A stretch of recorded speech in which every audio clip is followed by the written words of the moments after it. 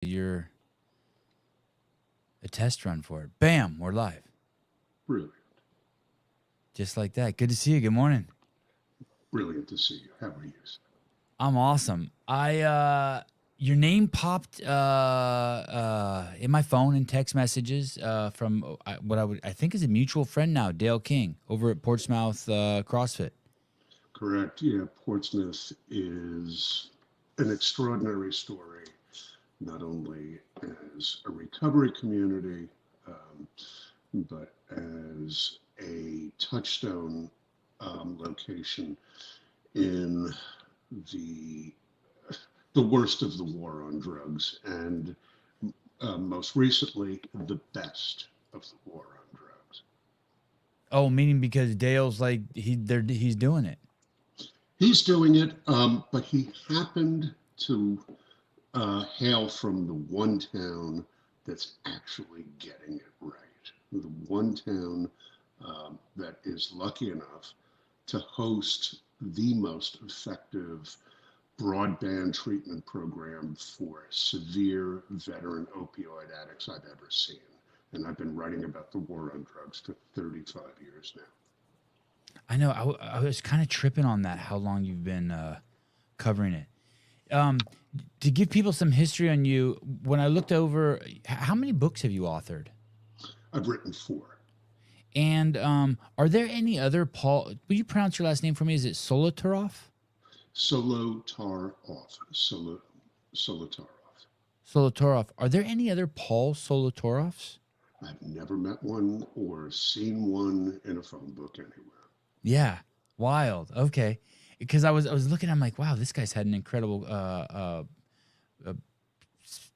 was gonna say career, but what's a better word for it? Repertoire, or there's just a lot of good stuff you've done, and there's certain topics that you've been covering a long time. Is drugs your forte? Sort of just the drug use in America, drug use on planet Earth?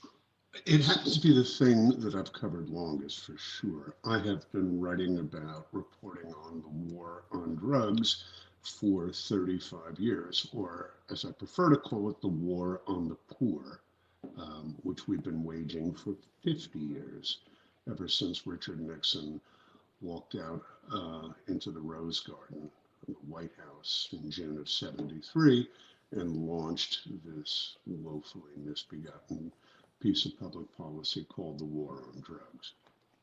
He called it that? That's what he called it? He launched it, as I say, in the early '70s to create a phony war for, at the time, a phony problem. We were not living in a country that was being flooded with overseas product, with narcotics from Mexico, Colombia, Bolivia, Peru, et cetera, and nowadays, of course, from China in the form of fentanyl. And yet, despite the fact that drug use was limited to, recreational drug use was limited to the youth community largely, and of course to rock and roll, Richard Nixon spun up this global crisis that didn't exist and devoted an extraordinary amount of our national treasure to standing up the Drug Enforcement Agency, to empowering the FBI. Hey, Paul, sorry to interrupt. People are in the comments are saying that they're having trouble hearing you. Let's see. What's a better way to do this? Shall I go to speakerphone? Yeah, let's try speakerphone. Is it currently using the mic on that headset? It is, yeah. Okay, yeah, let's try. Thank you. I appreciate you. I apologize for interrupting. No. That was a concise, solid history of the war on drugs. Hang on just a second. Okay. Easy, people. Easy. Everyone settle down. I know. He's saying good stuff. Everyone settle down. How's that? Am I any clear? Wow, much better. Thank you. Good. I could hear you fine, but I have headphones on. You were talking straight to my brain. Hey, I want to get something clear. Were you saying in 73 that there wasn't the problem, but today there is the problem? Is it still, because that's the drumbeat that's going today, that the border's open, tons of drugs are coming in, that it's intentional, that it's a sentient organization or being doing it, whether it's to make money or to, kill our youth, that is it a real problem today? Oh my God, is it a real problem today? Okay. Yeah. Here's the problem. Yeah. We live next door to the world's #1 wholesale distributor of narcotics. Okay. Mexico. Canada. Mexico. Thank you.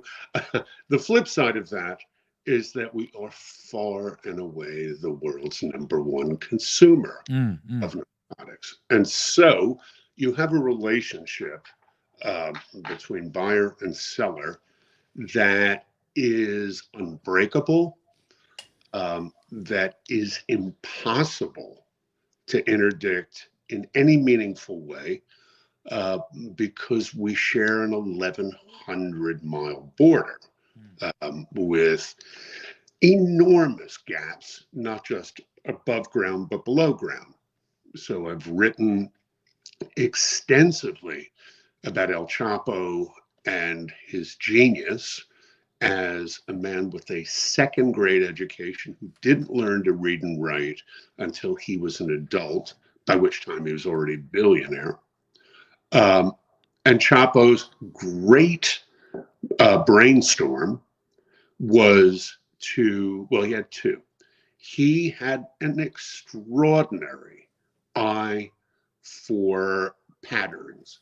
So he figured out at a very young age, when he was a lowly driver for the Sinaloa cartel, actually at that point called the Guadalajara cartel or the Federation, he could get loads across the border where nobody else ever dreamt there was a passage.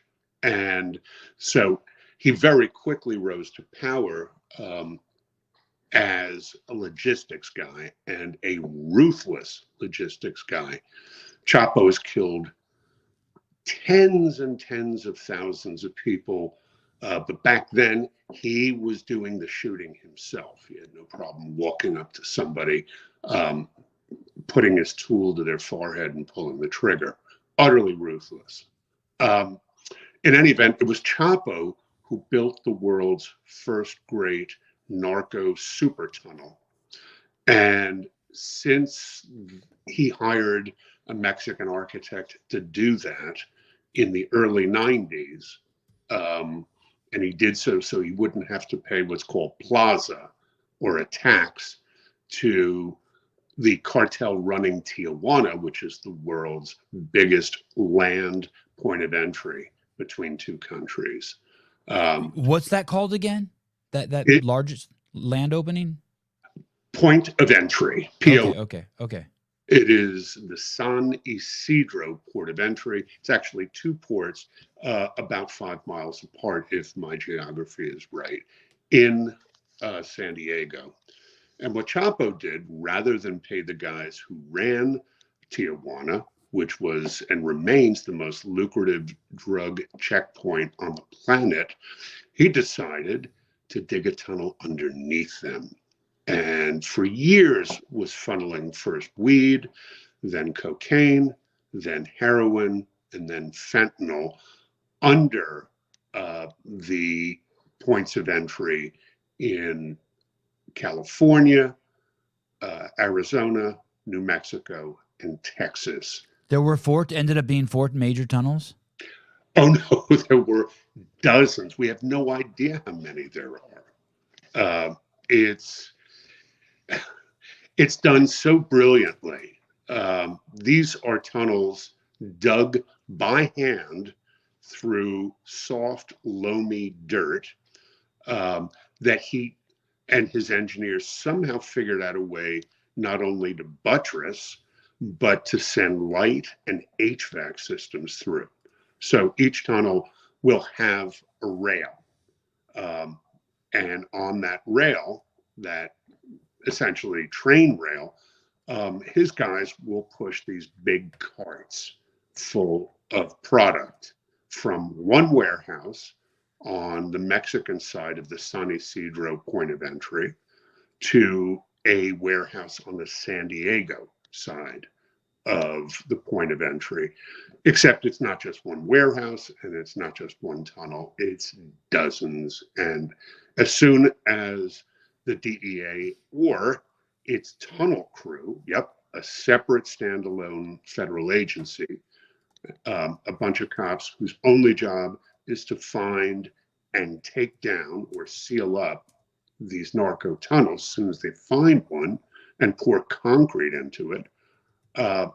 The cartels simply dig another one right next door to it, using one of the buttress walls as a foundation. No shit. It's just like that. It's just like, hey, they filled that one. We'll dig the one right next to it and utilize, because we already know the path. We know where it pops up. Exactly. This is falling into the weeds a bit. I want to. You said so many things that I want to talk about, but isn't that like obvious? And then it's the same building, and the people who've caught the first one see the trucks going in and out of the same buildings again, and they just shut it down. Or again, you never see the trucks, even at the warehouses. Well, of course. So there are trucks on either side. Chapo was a genius not only at pulling and pushing stuff through, pushing drugs through, pulling cash out. He was a genius at setting up auxiliary businesses. He owned a chain of supermarkets. Well, what do supermarkets use? 18-wheelers to truck produce. We get an astonishing amount of our produce, lettuce, avocado, nuts, tomatoes, bananas, etc., from Mexico. That point of entry I named San Isidro is the busiest in the world. There are 75,000 vehicles passing through every day from Tijuana to San Diego. And once they're across the border, it's a straight shot up I-5 to Los Angeles and points north. And Los Angeles, I know we're getting very weedy here, but Los Angeles is the great Western distribution point. Los Angeles has an extraordinarily vast complex of warehouses in South LA, from which drugs are constantly coming and going. So LA, connected to all the major highways by one or two left turns, then feeds its product to Chicago, which is America's central headquarters for drugs.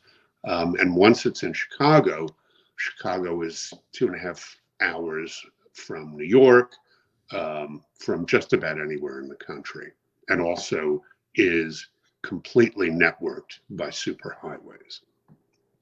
A couple things. I don't know if this is true, but I'll just throw this out there because I know you're a sports guy too.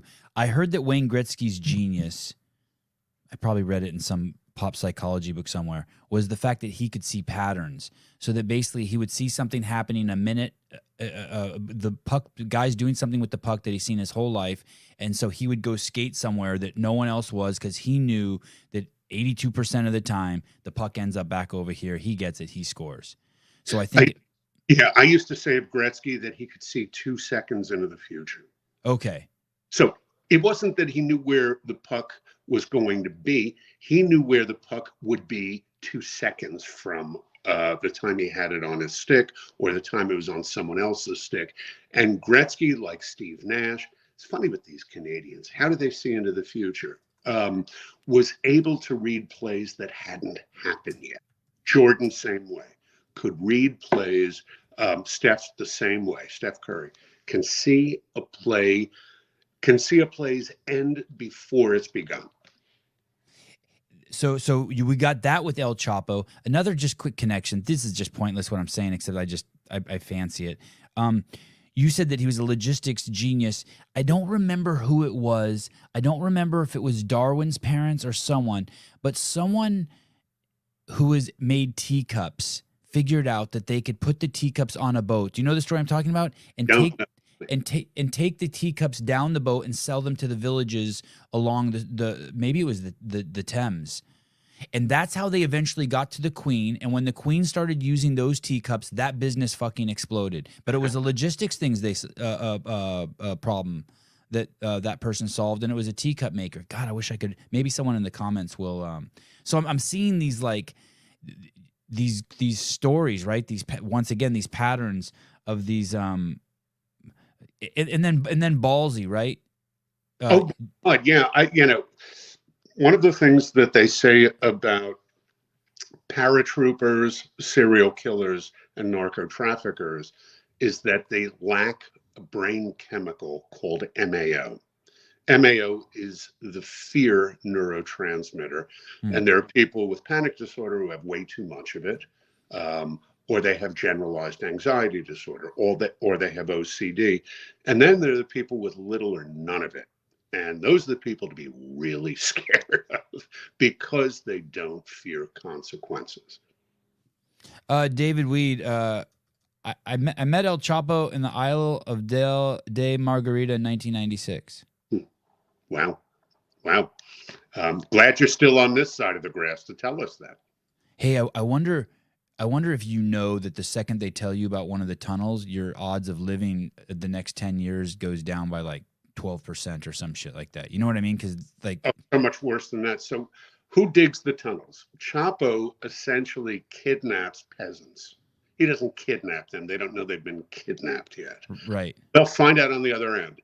So these folks who are desperate for money, the folks who are swimming across the Rio Grande, who are skulking under or over the fence, he rounds up these migrants, many of them not from Mexico, but from Honduras or Salvador, who are even more desperate than the poorest people in Guadalajara, Sonora, etc. And they dig these tunnels by hand, and their bonus at the end of the tunnel dig is a bullet in the back of the head. What percentage of them? 100%. And how long does it take to dig a tunnel? That I couldn't tell you. That works too, to live a tunnel. I said it wrong, but that works too. How long to live a tunnel? No one who's ever dug a tunnel has talked to me because they'd have to use a swami to speak to me from the afterlife. By we, I mean archaeologists are going to be digging up Chapo's mass burial sites for thousands of years. The reason Chapo killed everyone connected with the digging of a tunnel was at some point or another, they were going to have some kind of innocuous run-in with law enforcement, and Chapo could never be sure that they wouldn't panic and tell whoever had stopped them, whether it was a traffic cop or a federal officer, where that tunnel was in exchange for immigration consideration. Paul, I'm going to make a leap here real quick. Bear with me. I would go to a hotel with a friend of mine for years, and he would bring a stack of 20s. We were going to stay in the hotel for a week. This happened all the time. And he would bring, a stack of 20s, I don't know how many, let's say 100. Okay. And every person he saw from the second we showed up there, he would give $20, right? $20 to the guy who opened his door, $20 to the guy who took his bags up, $20 to the guy at the front desk. And so by the time we got to the room, he had spent $200, right? He'd given at least 10 20s away. And he would do that throughout the stay. And it would change our entire stay. And he would explain to me that you do that, these are nice hotels, right? The Four Seasons in Beverly Hills, things like that, right? And you do that, and what it does is it completely changes your stay there because everyone there is now working for you because they know that they're going to get a 20. I understand and appreciate the phenomenon greatly. And I'm always I love rewarding people. You know what I mean? I love giving the Starbucks guy a tip who says, "Thank you, please. You have beautiful kids." Fuck yeah! Thank you for contributing to the happiness and civilization. I love all that stuff, right? Rewarding the people around you. But I'm also I think I'm also a libertarian, and the problem is that I don't want big government, but if the government, what I'm hearing you say also is that whoever has the most money is running the fucking show. Like every time you're saying this, you haven't said it explicitly now. I'm like, how is he getting away with so much? And I'm like, well, because he's putting food on so many people's tables, right? Yeah. So what's that phrase? Silver or lead, when a guy is recruited into some low-level functions for the cartels. It is not, they're not filling out job applications, although Chapo made everybody fill out job applications. And the information he was most interested in was the age and location of their children. Oh, fuck. Right. So, but the the boarding bonus is lead or silver. You either take our money or you take our bullet. Mm. And that is a really strong incentivizer, right? Okay, so real quick here. So there's two things. The guys. So what you're saying is the guys digging the tunnels, they did it for the money and for food, trying to feed their kids. But you're saying there's another group of people who, if they didn't work for him, they knew the only other option was death. That is correct. And interesting. I'd never heard that. Yeah. Okay. Well, so, if you're going to run a $15-20 billion a year operation, you need all sorts of employees, right? You need the folks who dig the tunnels. You need the folks who carry the product through. You need the folks on the other side who never see the drugs, never touch the money, the logistics people. You need the folks who open and operate phony businesses on the U.S. side, because you got to wash that cash somehow, right? Much of it is coming back on the retail side in 5s, 10s, and 20s. Nobody wants 5s, 10s, or 20s. You can't take them to a bank, and you certainly can't hide them because they're too bulky.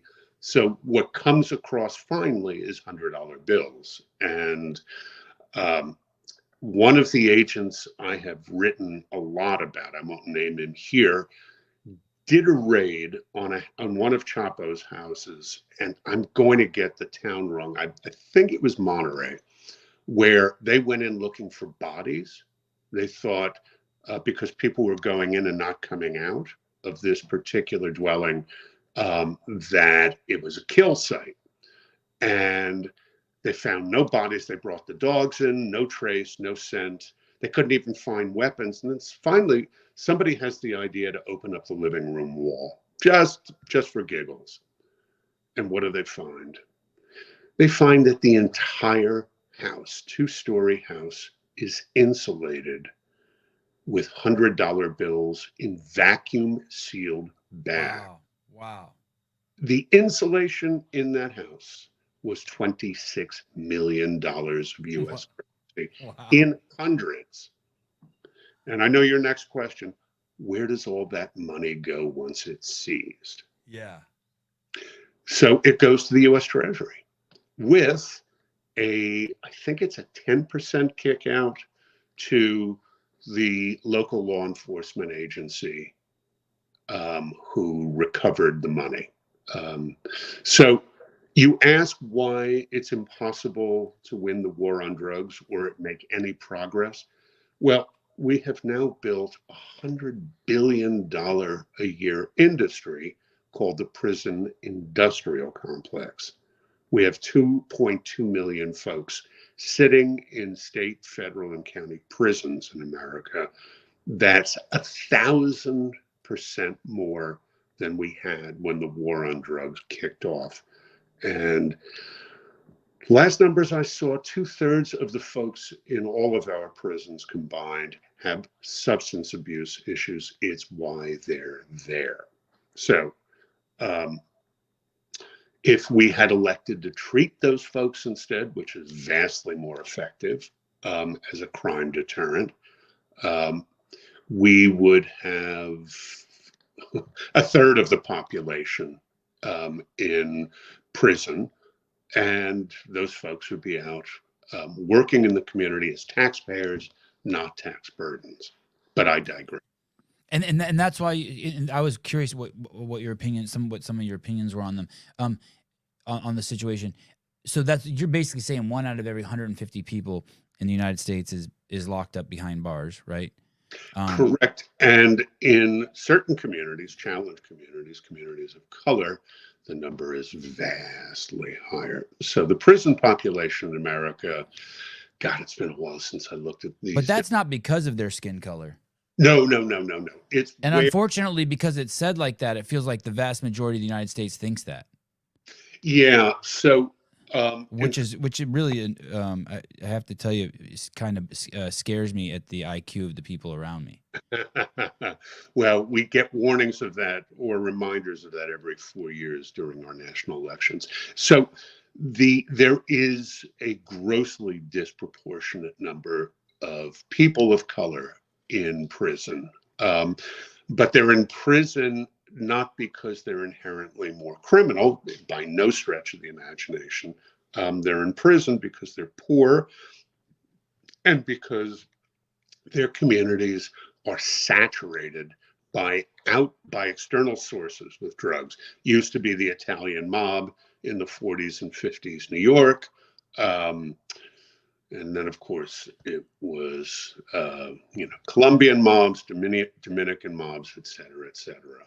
What about culture and what about culture's role and, what about culture's role? Including that in terms of households. There's a statistic I see over and over and over just everywhere. If you don't have a if you don't have a mother and father that are together, your chances of having cancer go up 50%. They're correlates, they're not causes. Your chances of going to 80% of the dudes in jail are don't have dads. Another really strong correlate, Paul, is the penis. If you have a penis, shit gets your chances of going to jail are significantly higher than if you have a vagina. All true. You haven't said a false word yet. And that's why it bugs me every time. The color thing really bugs me because I just don't think it's a strong correlate. No, I think I think it's bad propaganda for people who are better equipped to live at the equator than at the North Pole. Yeah. You know what I mean? I do. The truth is that, the vast majority of people in prison are poor, right? Right. And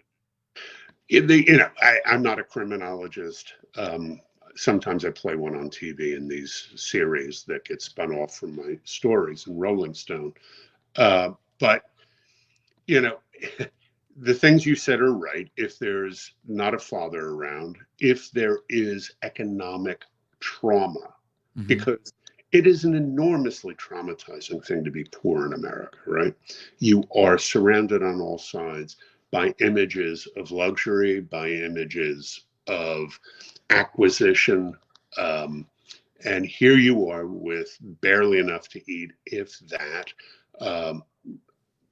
attending horrifically underfunded or understaffed or all of the above schools. In dangerous communities. You've seen people die. You've seen violence from a very young age. The traumatized brain will treat itself one way or another.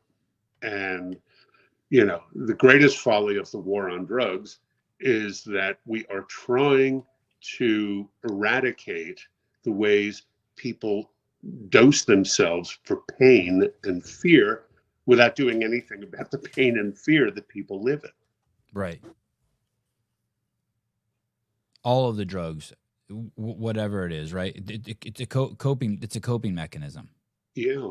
Coping tool, right? Alcohol, all drugs.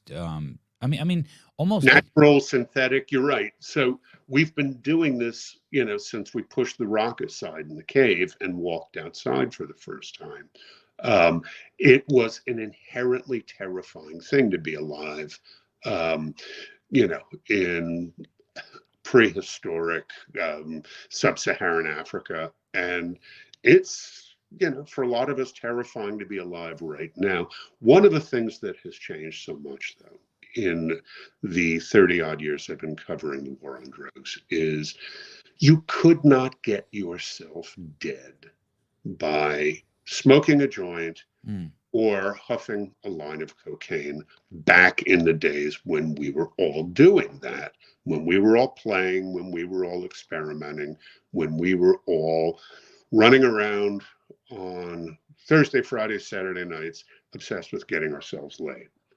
These days, in fact, I appreciate you saying that too. The getting laid part. So many people forget that that's kind of what keeps us the whole fucking earth spinning. I appreciate you throwing that in there. Well, it's either it's neglected. The drive to stay alive, which is built on fear, or it's the drive to procreate, which is built on the other thing. And so the difference, as I was saying, is that nowadays a THC gummy that isn't THC, an OxyContin that contains no OxyContin, an Ativan that has zero Ativan can and will kill you the first time you take it. And that is the biggest tectonic shift in the war on drugs since it began. We are now losing, well, the official number is 110,000 last year dead of overdoses in America. That is a grotesque undercount. I talk to cops all over the country who tell me they're pulling bodies out of houses, buildings, etc., that never get autopsied. And, there's never a cause of death listed. So that 110,000, which, by the way, is 500% more than just 6 years ago, is a woeful undercount. And the thing that's most terrifying to people who know anything about how drugs are bought and sold in this country is that the dead are our babies. They're 11-year-olds. They're 15-year-olds. They're kids who go online looking to make friends, looking to keep the friends they have, looking just not to get cyberbullied by the kids at school they know don't like them. And they are not only exposed to drugs online and exposed to dealers online, they are bombarded on various social media portals with drug menus. And that's my next story. Can someone please put in the chat the guy we had on who made the movie about the fentanyl deaths? The kid, God, I have to share the name of this movie with you. This kid made a movie where he interviews 5 families who lost people from fentanyl. They're all young people, right? And he weaves all their stories together. I had to stop the movie like 4 or 5 times because I was crying so fucking hard. Yeah. Jake Chapman showing his understanding of math. I appreciate it. You're much more likely to get hit by a nuclear bomb if you're Japanese. I understand. Very strong point. It is a tough life being Japanese. Well, it was a lot tougher in 1945. As we all know now, having walked out of the theater in the last month. What's really, really extraordinary, and I don't know how much you know about the story of fentanyl and Chapo's role in... No, tell me. I'd love to hear it. Okay. So Chapo was, again, among many, many qualities, he was a fearless world traveler. Chapo spent a lot of time opening and creating markets in Europe, in Western Africa, but above all in China. And Chapo was making and exporting crystal meth long before he got into the fentanyl game. Nobody... Did he do drugs, Paul? Did he do drugs? The word on the street is that he never touched them until he went to prison. Okay. And in prison, again, this is all fifth hand. His main drug of choice, dear friend, was Viagra. Wow. Chapo would have fiestas in prison where he'd open the cafeteria, bring 20, 30, 40, 16-year-old girls in. And everybody who was working with or for Chapo in prison, whether it was at Altiplano or what was the place before then where he spent the most time, Um, uh, Basically, it was pizza and pussy for all. At least the guys who were down with him, and that included the prison guards, it included Wow. prison officials. Um, And if and you're using $100 bills as insulation for a house, you can pay off anybody. That's what it comes down to at the end of the day. If you have enough money, you can do whatever you want. And I'm not saying that with any negativity or connotation. It just is that way. it really is, yeah. Okay. There's so many fun facts about Chapo that I learned through, So I wrote about these two brilliant DEA super cops. The number two at the time, Jack Riley, and his right-hand man, John Delina, who is now the number three at the DEA in Washington. And they told me so much incredible tradecraft. For instance, every house that Chapo owned always had at least two things. It always had a hidden stairway to the sewer system, no matter where the house was or how humble it may have appeared from the outside. There was a combination of electronics in the house that, when operated in the right sequence, would lift a bathtub off its hinges. And underneath that raised bathtub would be a really well-built concrete set of stairs into the catacombs, the subway, or the sewer systems of a town, village, city. And at the bottom of that staircase, you'd always find the same thing, a goat horn or an AK-47. Goat horn is Mexican slang for an AK-47. And on the bottom of that AK-47, which was Chapo's favorite weapon, the number 289. And I think it's 289, but again, I don't want to be held to it. And 289 would be engraved in gold and diamonds on the butt of the gun. And it was years before they finally figured out what the number stood for. It might have been 789. It was Chapo's place on Fortune's richest men on the planet. Wow.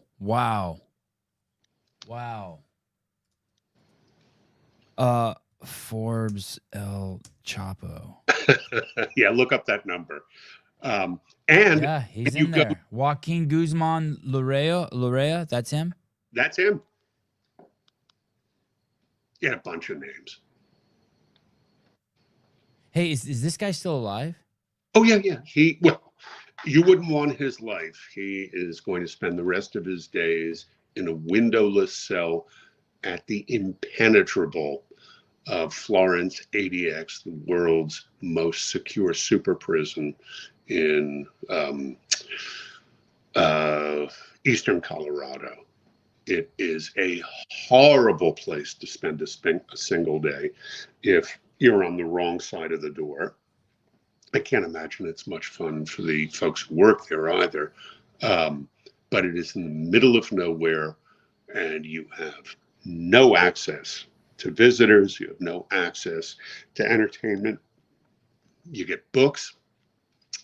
You get, if I get this right, you get a shower once a week, and you get a second hour out of your cell in a so-called recreation area, which is essentially the size of two cells, and you're by yourself from today for the rest of your natural life.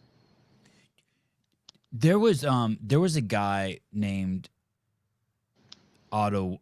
Let me go back a second. Do you think El Chapo has any value to society anymore? Do you think that he could be utilized he could be rehabilitated so that he adds value to society, or that he should be allowed to write a book, or he should be interviewed? And then the follow up to that is, have you tried to interview him, since he's sort of, one of the premier characters in a subject matter that you are very passionate about? Have you tried to go there?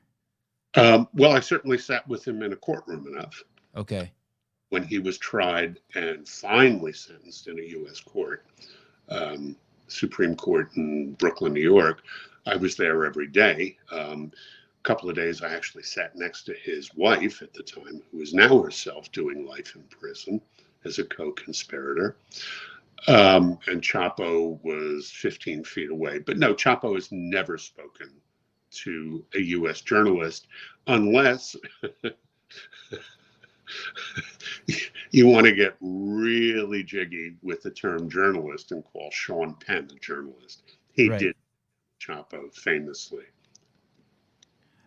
Crazy. And do you think that there's any value in, we started the show with putting people in talking about rehab, as opposed to prison. Yeah. You think that dude could be rehabbed? Do you think there's any value in rehabbing him, the main guy?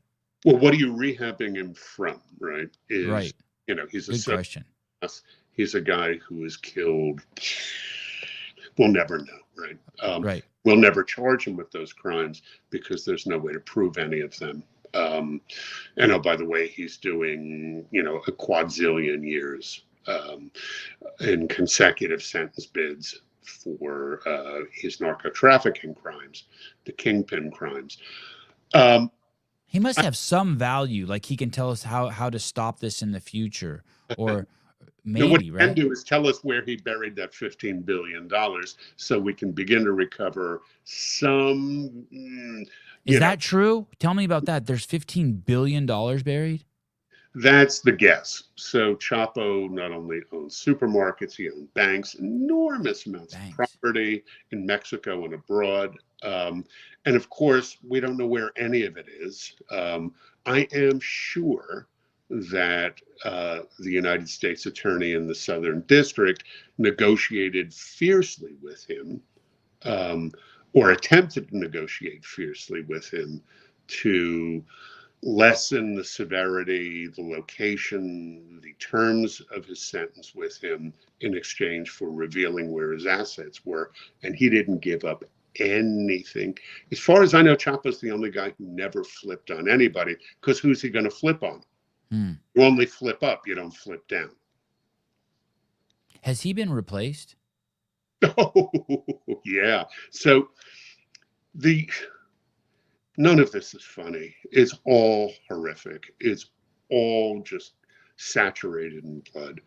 There used to be 5 cartels in Mexico, right? So from the Big Bang moment in 93, when the Guadalajara cartel went kaboom, it actually went kaboom earlier, a couple of years earlier.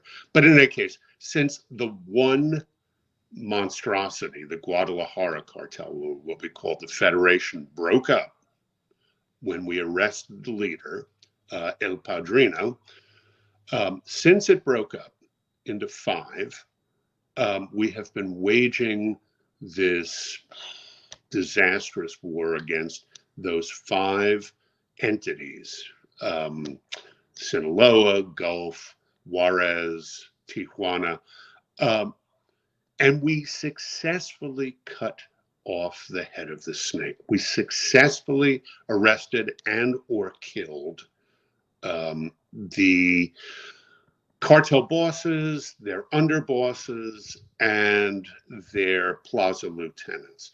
And for our trouble, we now have 100 cartels. So instead of 5 king cobras, we've got 100 super poisonous rattlesnakes. And we have no idea who's running which. We have no idea how to, again, decapitate, disable any of these awful operations, who, by the way, have gotten wildly more bloody and medieval and indifferent to human life in the last 30 years. So for all these trillions we have spent trying to disable these cartels, in the idea that once you left them leaderless, they were then going to be easy to crush, we got the exact opposite. We got this huge multiplication of demons. And so now nobody knows who we're chasing. We have less and less of a relationship with law enforcement in Mexico than we did.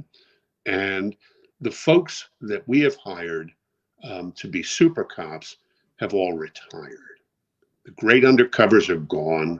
The real ass kickers The Jack Rileys, the John DeLinas, they're either retired or they're now wearing suits in DC. And the DEA and the FBI are essentially run by Goldman Sachs these days. They're all analytics people. They're no longer the badasses and gun carriers of yore. And honestly, we are running around like headless chickens in ways that we weren't doing even back in the bad old days. We don't have a drug policy that's coherent, that's effective. And maybe it's because there is no coherent or effective drug policy. But in any case, this country has never been more at sixes and sevens about this existential menace than it is right now. The guy, I sent you a link, by the way, or I'm gonna send you a link right now. Nothing you need to look at now, but the kid's name is Dominic Torino. I don't call him a kid as disrespectful. The movie's brilliant just because he's half my age. But after I watched the movie, and I'm not a statistics major by any means, but with those numbers that you were saying, over 100,000 kids dying every year, between the age of, 5 and 25 from fentanyl overdose, while they're trying to take something else, right? Sure. It ends up being something, I did the math on it, don't quote me on it, but basically, if you're born today and we keep up at this pace, you have a 1 in 5 chance of it's actually stifling our population growth. You have like a 1 in 5 chance of fucking dying from fucking a fentanyl overdose. Yeah. It starts when you start doing the numbers, because you look how many people are born every year in the United States, and you look how many are dying from fentanyl, and you start playing with those numbers, you're like, that's not good. It's really, really awful. Here's another number that should scare the shit out of you and your listeners. I was talking to someone from SAMHSA. Please don't ask me what that stands for. All of these government super agencies. It's something about mental health. And they really are the curators of all the dreary numbers. Substance Abuse and Mental Health Service Administration. Thank you. And what they told me is the day you first start with fentanyl, you have essentially 18 months to live. The average life expectancy of fentanyl user in America is 18 months.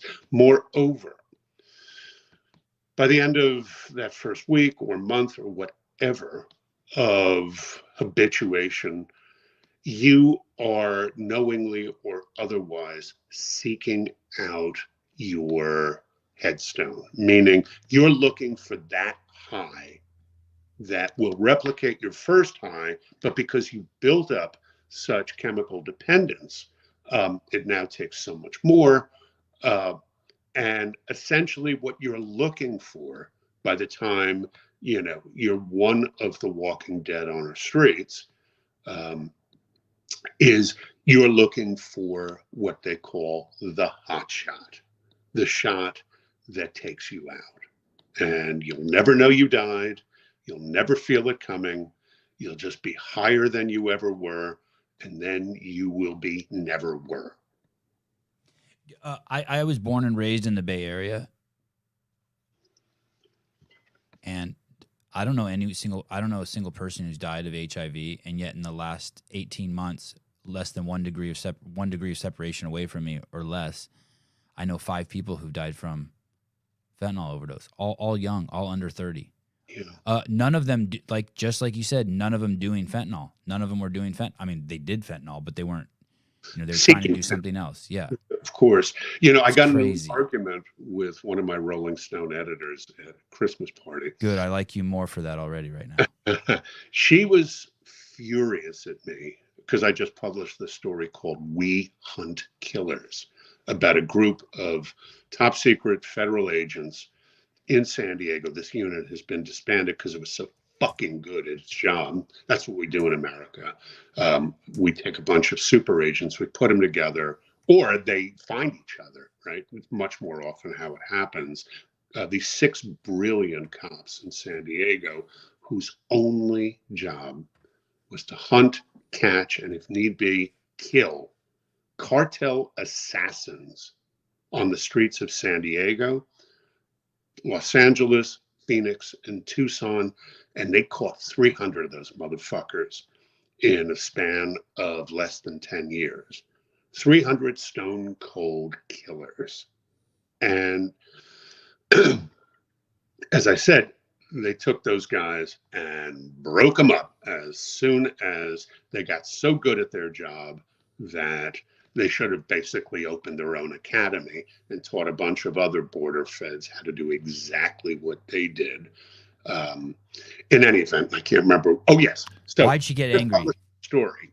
Yeah. And at a Rolling Stone party, and in the story, I explain why fentanyl now infects virtually every product that comes across the border, including, and most deadly, the form of exact duplicate pills and tablets for American pharmaceuticals. So if you are getting an Ativan, if you're getting an Adderall, if you're getting any medication from a source other than Duane Reade, Rite Aid, or Walgreens, that shit's fentanyl. Straight up, straight down, that's fentanyl. You're going to die. And why are you going to die? So when you take pure fentanyl and you start chopping it on the Mexican side, you start cutting it with, all of these additives, not only to stretch the product, but also so that you don't kill every single consumer every single time. You're taking stuff that, if you want to be sure of quality control, you have to atomize. Basically, you can leave nothing called a hot spot, a speck of pure fentanyl. You have to dilute, you have to thoroughly homogenize so that there isn't still flecks of pure fentanyl in that pill, in that powder, in that liquid, right? But Mexico's chemists, and they're all amateurs, are not doing quality control. Well, that's not true. They are. So, again, talking to my DEA pals, what I hear is that the folks who they try the product on, the Chapitos, Chapo's three sons, they do quality control testing, but they're not testing for safety. They only send the product north when it kills their human tasters. That's when they know the soup is done.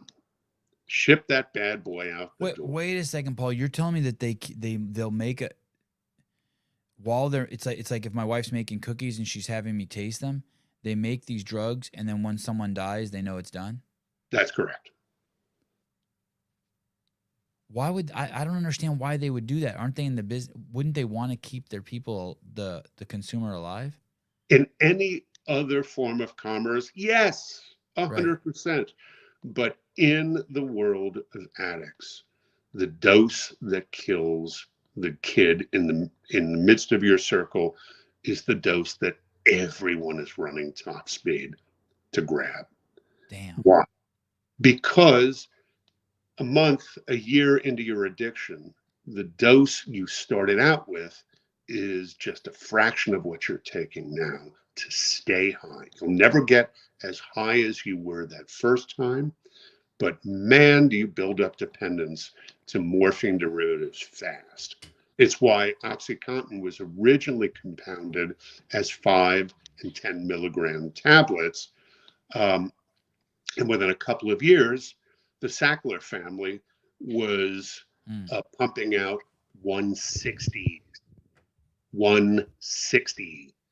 And time was, at America's pill mills, which are largely gone from the scene, you could, as a Medicaid recipient or as a private pay patient, walk in, put your $250 cash down, pay the phony doctor, get a script for 90 OxyContin, either 80 milligrams each or 160. That, and by the way, then pay a $3 Medicaid copay, walk out on the street. That bottle of pills was worth $10K on the street if you sold them individually. So, God, that's so hard to get my head wrapped around. And now what you're saying is that people can actually make this stuff. I actually went on Amazon. Look, you can just get some fentanyl, start pressing your own pills, and start selling your own shit. Exactly. And call it whatever you want.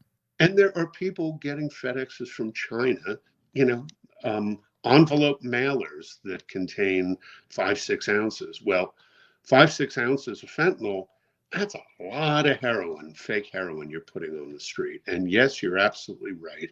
There are plenty of home cooks, but by far, 99.99% of the fentanyl coming into our country is over or under our southern border. Do you have kids, Paul? I do. I have one beautiful young man who's 24. I am spared this particular hell for a different hell. My kid is severely disabled. He has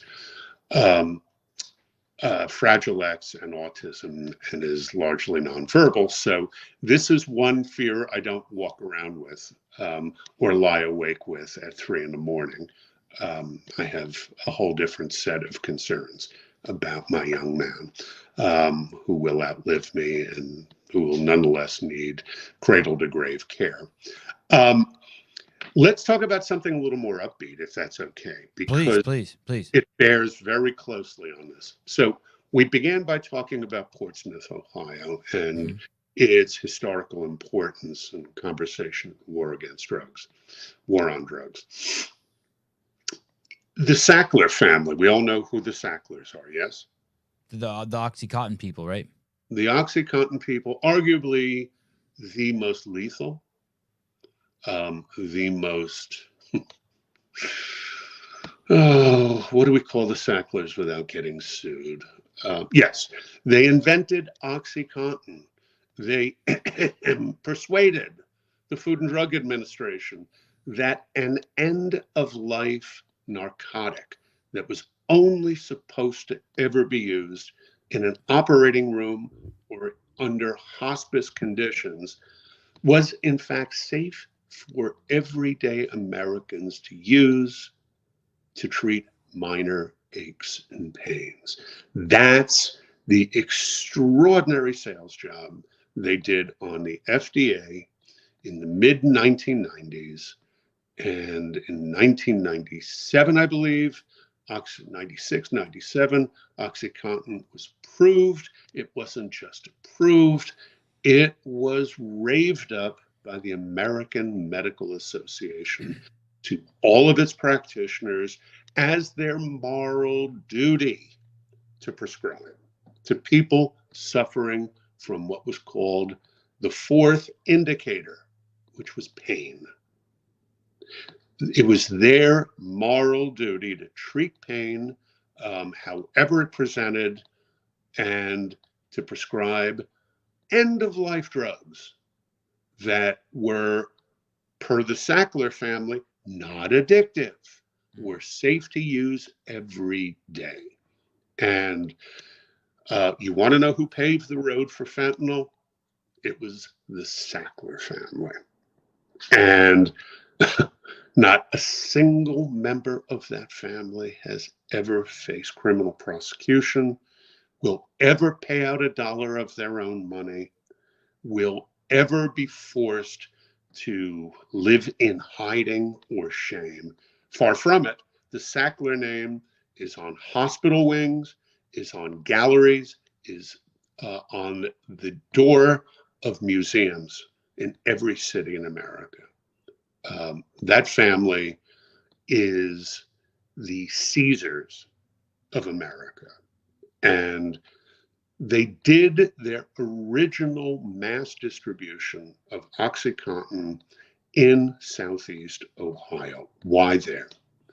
Because Arthur Sackler and his son Richard did extraordinarily deep market research, not into the community there, into the population of doctors who prescribed to that community. What they saw was that Middle America, especially along the Ohio River, people who grew up working in factories, working in steel mills, suffered disproportionately from aches and pains, went to their local country doctors or general practitioners, and for decades, the most prolific prescribers of painkillers, which were primitive things in those days.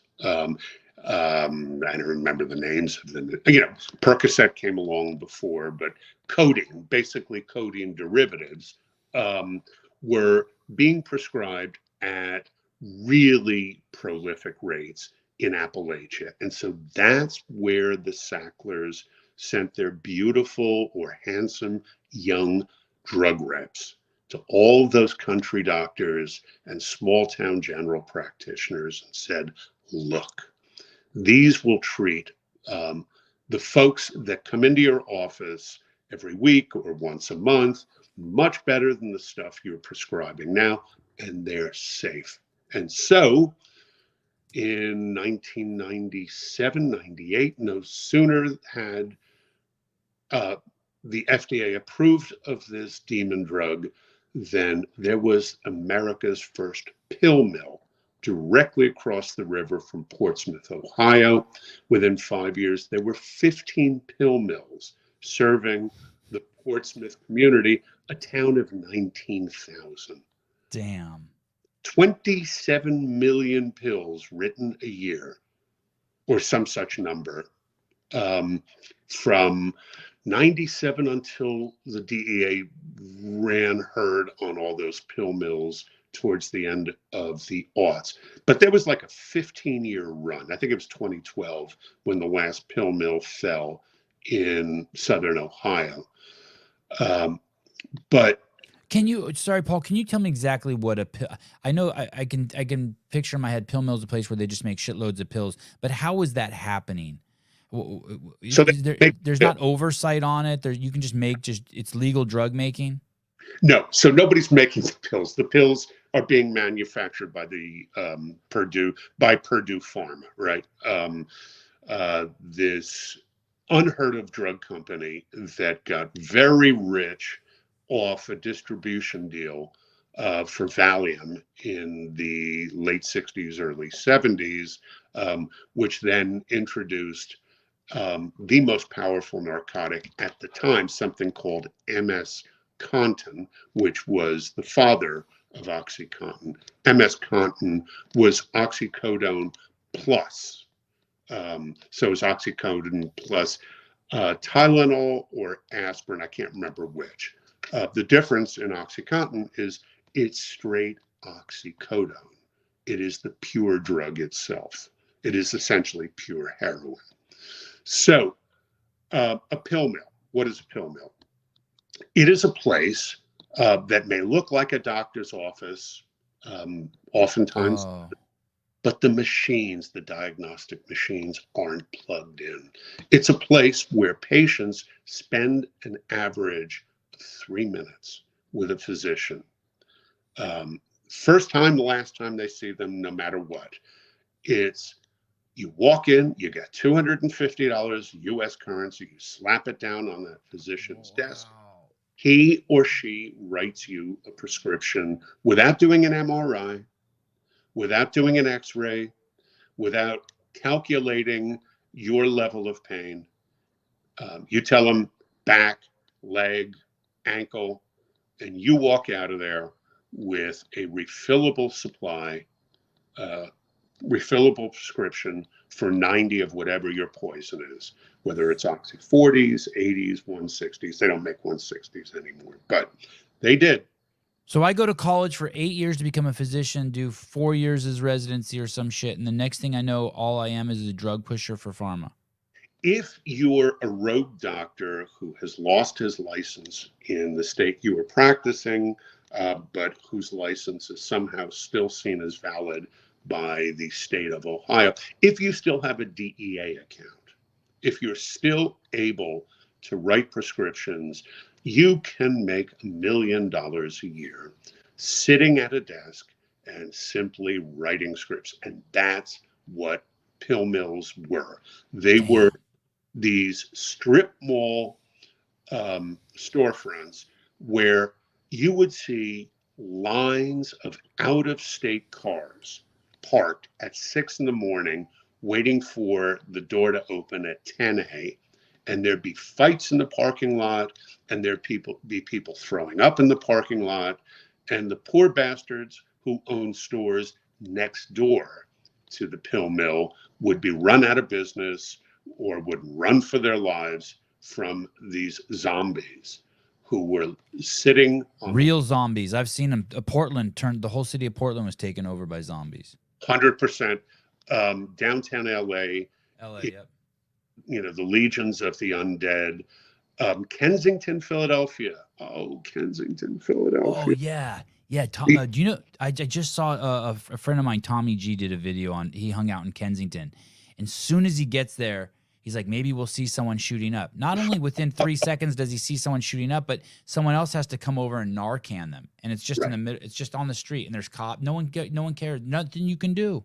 No, I have a brother who lives in Kensington, and his condo is behind a set of gates, and he doesn't leave the house unless he's driving in and out of that gated yard. And every day, whether it's coming or going, he's either stepping on needles or, hopping over them in the curb. Kensington is one of the saddest places on earth because there's an above ground subway that runs through it, and under every overpass, right, because the track is elevated, there are 300 people living, sleeping, dying, pissing, shitting in that, that half a block long tunnel. And it is the saddest sight on earth. But again, we were trying to talk about something more upbeat. And back to Portsmouth. So Portsmouth, a town vaporized by OxyContin, was lucky enough to host, and through no, genius or anything other than kismet of its own, it hosted the first great treatment program, the first comprehensive treatment program for fentanyl addicts, a place called the Counseling Center. And it is a one-off in this country. Why do I say that? Because even before the folks who run the Counseling Center, by far the biggest treatment nonprofit in all of Appalachia, it's the biggest treatment center in, I think, 5 contiguous states. And again, it's in Portsmouth, Ohio. Before it joined forces with a special forces captain to create the 4th leg of this brilliant treatment protocol. And that 4th leg is Snapchat. It's not Snapchat. Pardon me, that's my next story. That 4th leg is CrossFit. But long before then, beginning with the advent of OxyContin addiction in Southern Ohio, they began doing something that no other treatment center does in America. They not only gave folks 90 days of really intensive inpatient care, group therapy, one-on-one, a zillion things. They also created this extended community of sober houses. So they converted all of these abandoned houses into sober houses. They literally rebuilt these falling down houses and created subsidized lodging for addicts in long-term recovery. So for a year or two, after you got out of inpatient, you are now in outpatient care, living with 4, 5, 6 other people in sobriety. And then the third thing they did, which was really brilliant, they brought in the folks who did most of the building, landscaping, electrical work, and they hired them to teach recovering addicts the building trades. So carpentry, sheetrock hanging, plumbing, electrical, landscaping, etc. From the second or third week of inpatient treatment, these folks were getting vocational training 8 hours a day, so that when they got out, they not only had their sobriety, they had a union card. They were able to make double or 3 times the minimum wage. But it wasn't until they stumbled onto a man named Dale King, or actually he stumbled upon them in 2018, that the fourth leg of this incredible treatment stool was added. And that fourth leg is CrossFit. So what does CrossFit do to the brain? First of all, when you've got a substance abuse problem, and not just a substance abuse problem, because why do you have a substance abuse problem? More likely than not, you are treating something in your brain that doesn't feel good. You're either someone suffering from anxiety, suffering from depression, suffering from both, suffering from childhood trauma, the breakup of an important relationship, the loss of a loved one. Something doesn't feel good in your head, and it hasn't felt good in a long time. Maybe it's intolerable, right? What CrossFit does is take those broken pleasure receptors, what we call dopamine receptors, dopamine pathways, and remake them. Basically trim them so that those receptors not only are able to receive dopamine again, make and receive dopamine again, but they're able to make and receive it in manageable doses. So what happens in the addict brain? Those dopamine receptors are instantly flooded with external dopamine in the form of morphine or morphine derivative. What happens when you addict the brain to external morphine is it forgets how to make its own, or it wildly over or underreacts to the transmission of dopamine in your brain. So intense exercise remakes and refits the dopamine receptors and pathways in your brain. But unbeknownst to the folks, the good people at CrossFit, it also does something else. And this is the magic. When a mom gives birth to a baby, both baby and mom are flooded with a hormone called oxytocin. It's called the love hormone. It's also called the bonding hormone. The purpose, the evolutionary purpose of oxytocin is to form this unbreakable hormonal connection between baby and mother so that the species survives. Mom will throw herself in front of a saber-toothed tiger or in front of a bullet to keep the kid alive. That kid will go on to sire children of his or her own. All right. If you survive, when you survive, an hour in a CrossFit box, exhausted past anything you've ever known before, but flooded with dopamine, you also are flooded with this second neurotransmitter called oxytocin. And what it does is it binds you emotionally to everyone in that room. So by the end of week 1, the end of month 1, you suddenly have a new family. You have your CrossFit family. And that CrossFit family, people who are doing the right thing, people who are eating the right thing, who are showing up every day, who are building their bodies, rebuilding their lungs, rebuilding the circuitry of their brains, form a hell of a better family than one that sent you down the road to addiction in the first place. And by the way, no slag on the mothers and fathers of addicts. By no means, I know way too many of them way too many of these lovely people who, through no fault of their own, had a kid, usually a boy, with neurotransmitter difficulties of one form or another. They've got ADHD. They've got, a mood disorder, an anxiety disorder, the whole Megillah, right? And so these kids all start out smoking weed in the school bathroom. Of course, the weed is 20 times stronger than it was when you and I were smoking weed. That is its own fucking nightmare. Our emergency rooms are suddenly full of kids who are weed psychotic. They are so high that for 3 days, they have to be in a locked facility while that stuff exits their bloodstream. This is happening in every emergency room in America right now. But back to Portsmouth. So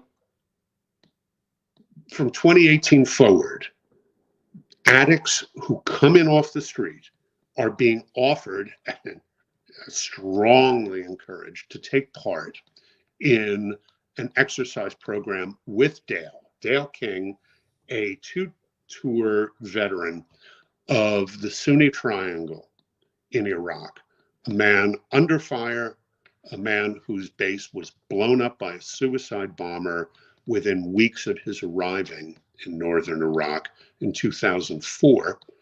By the way, that blast killed 20-something U.S. soldiers. Great. The biggest suicide bombing death count, at least of U.S. personnel in the course of the Iraq War.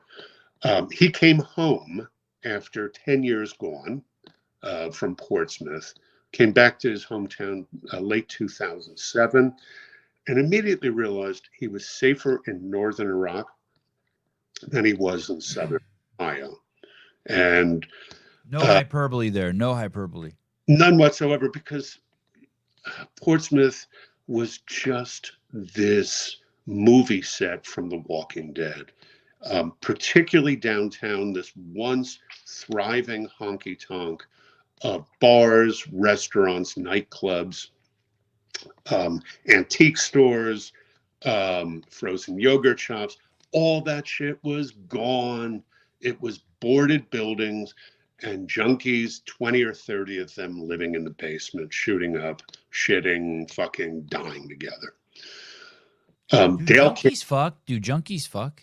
Oh, yeah. Junkies have children, okay. Brother. Junkies have children. Sorry to derail you. Sorry. Fine. It is fine. We are good. Yeah, junkies are human beings whose human functions still work.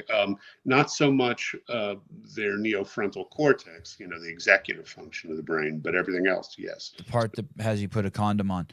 Paul, it really irritates me and speaks for me to the stupidity of society that we keep talking about a homeless population. Yeah. Because I think it's a misnomer. The same way people keep saying we have a type 2 diabetes problem. What it is once again, it's fucking propaganda. We don't have a type 2 diabetes problem. We have a fucking because then if you say we have a type 2 diabetes problem, they're going to try to solve type 2 diabetes. That's not the problem. That's the symptom of the cause, which is eating too much refined carbohydrates. They keep talking about this fucking homeless problem. I was homeless for many years, and there were only two people, myself and one other guy, of the thousands of homeless people that I hung out with who weren't drug addicts, whether it be alcohol or it was before fentanyl. This is in the 1999, maybe 2004 or 5. But everyone was a fucking drug addict. Yeah. Yeah. And it's like, and I hear this governor of mine, Gavin Newsom, wants to build these fucking people shelter. And so this is another place where I'm torn, why I asked you why I had kids, and this is sort of getting into policy. At 20 years old, I'm like, make drugs legal. I don't give a fuck. Now that I have 3 little boys, I'm at the place of, thank God what happened to George Floyd happened to George Floyd. Sorry, but I can't have you on the street high on alcohol, fentanyl, and meth, with your 18th arrest in 3 years because I have kids who are riding tricycles in the street. Like I made a massive like leap. Do you know what I mean? Like all of a sudden my singular focus is to protect my kids. And maybe I've gotten too myopic on that desire to protect them to where I literally was like, hey, let bygones be bygones. Let everyone do drugs. Yeah.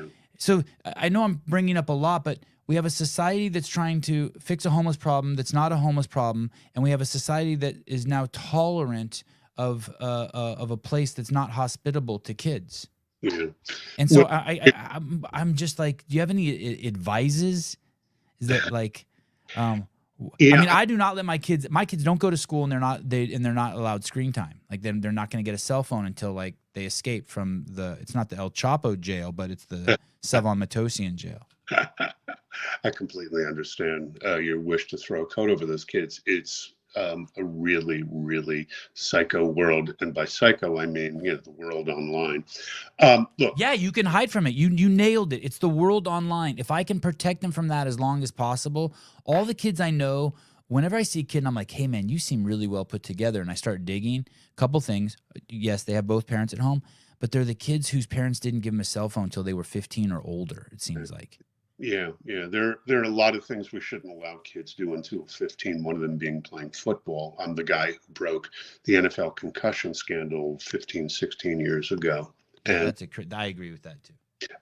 So back to what's so profoundly powerful about this program is you are taking folks who were costing us. So let's do the numbers here, shall we? We were talking about homelessness. Yeah.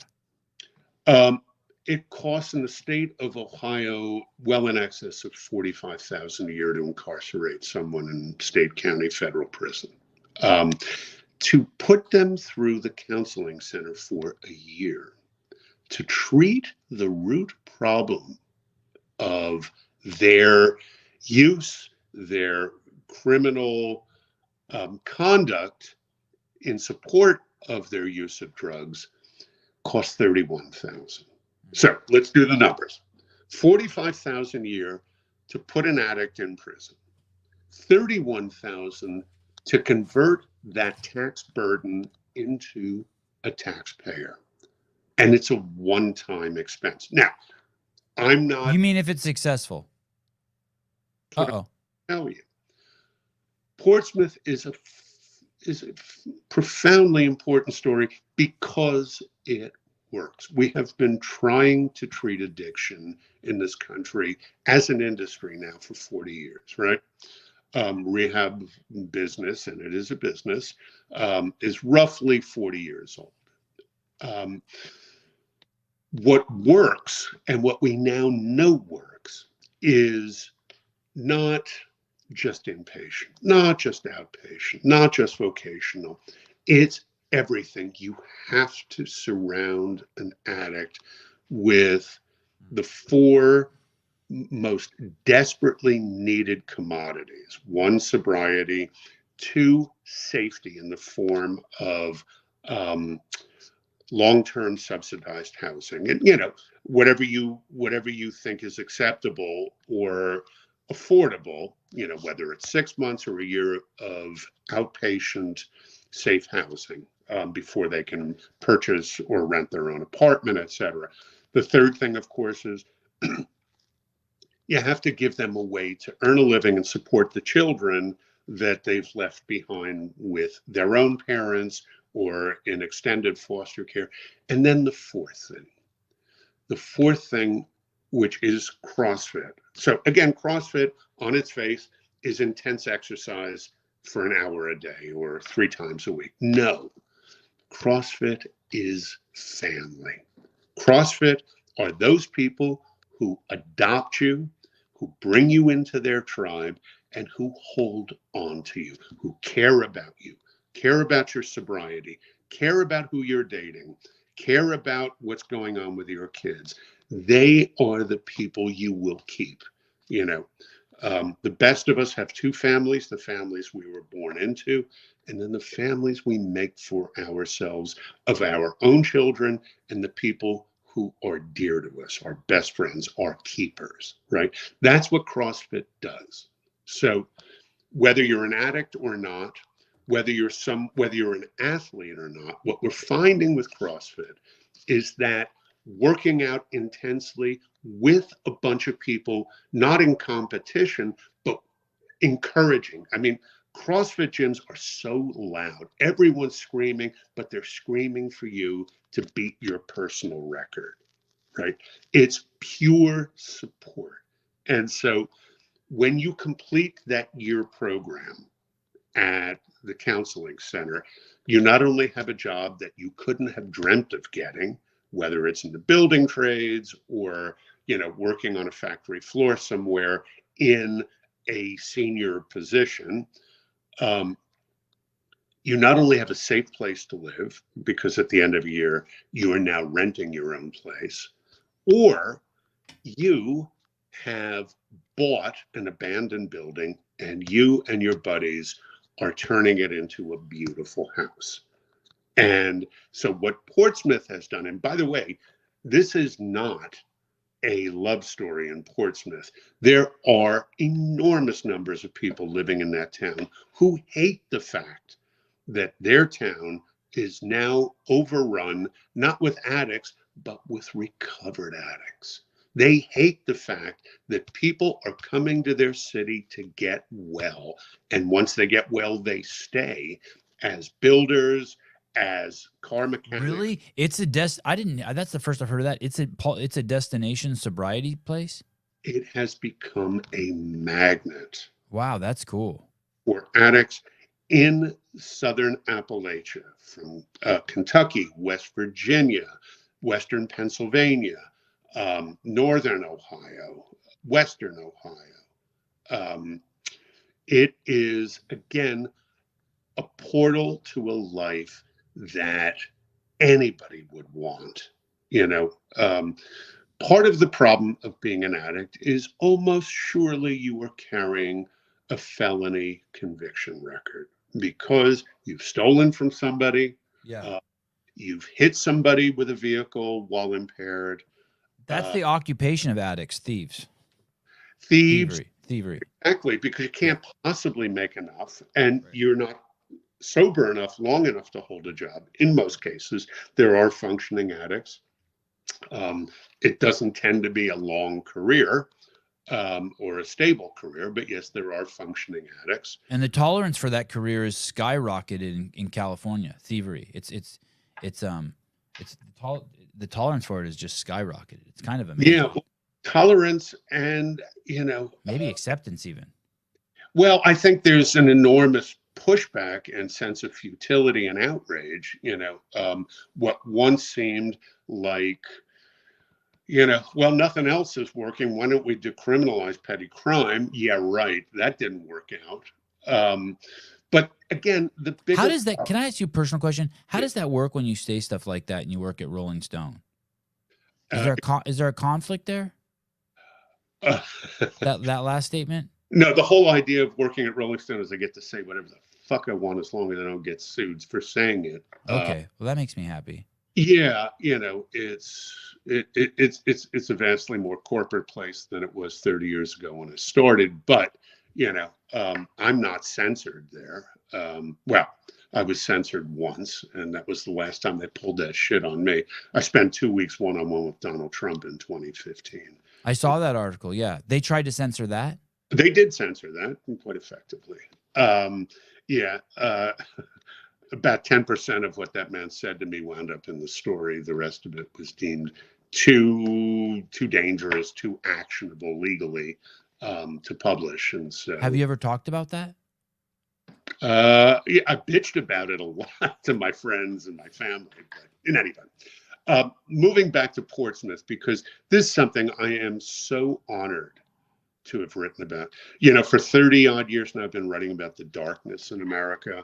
And for the last 4 or 5 years, I've really, really made it my mission to write at least one huge story a year about a genius, a local genius, or a local community that is taking on a huge national problem and beating it into the ground. And I am the beneficiary of one of these geniuses. I told you I had a severely autistic son. Well, when Luke, my son, was 16, I scoured the country looking for a single program, just one, that would give my nonverbal boy a chance at a life that he might choose for himself when he turned 21.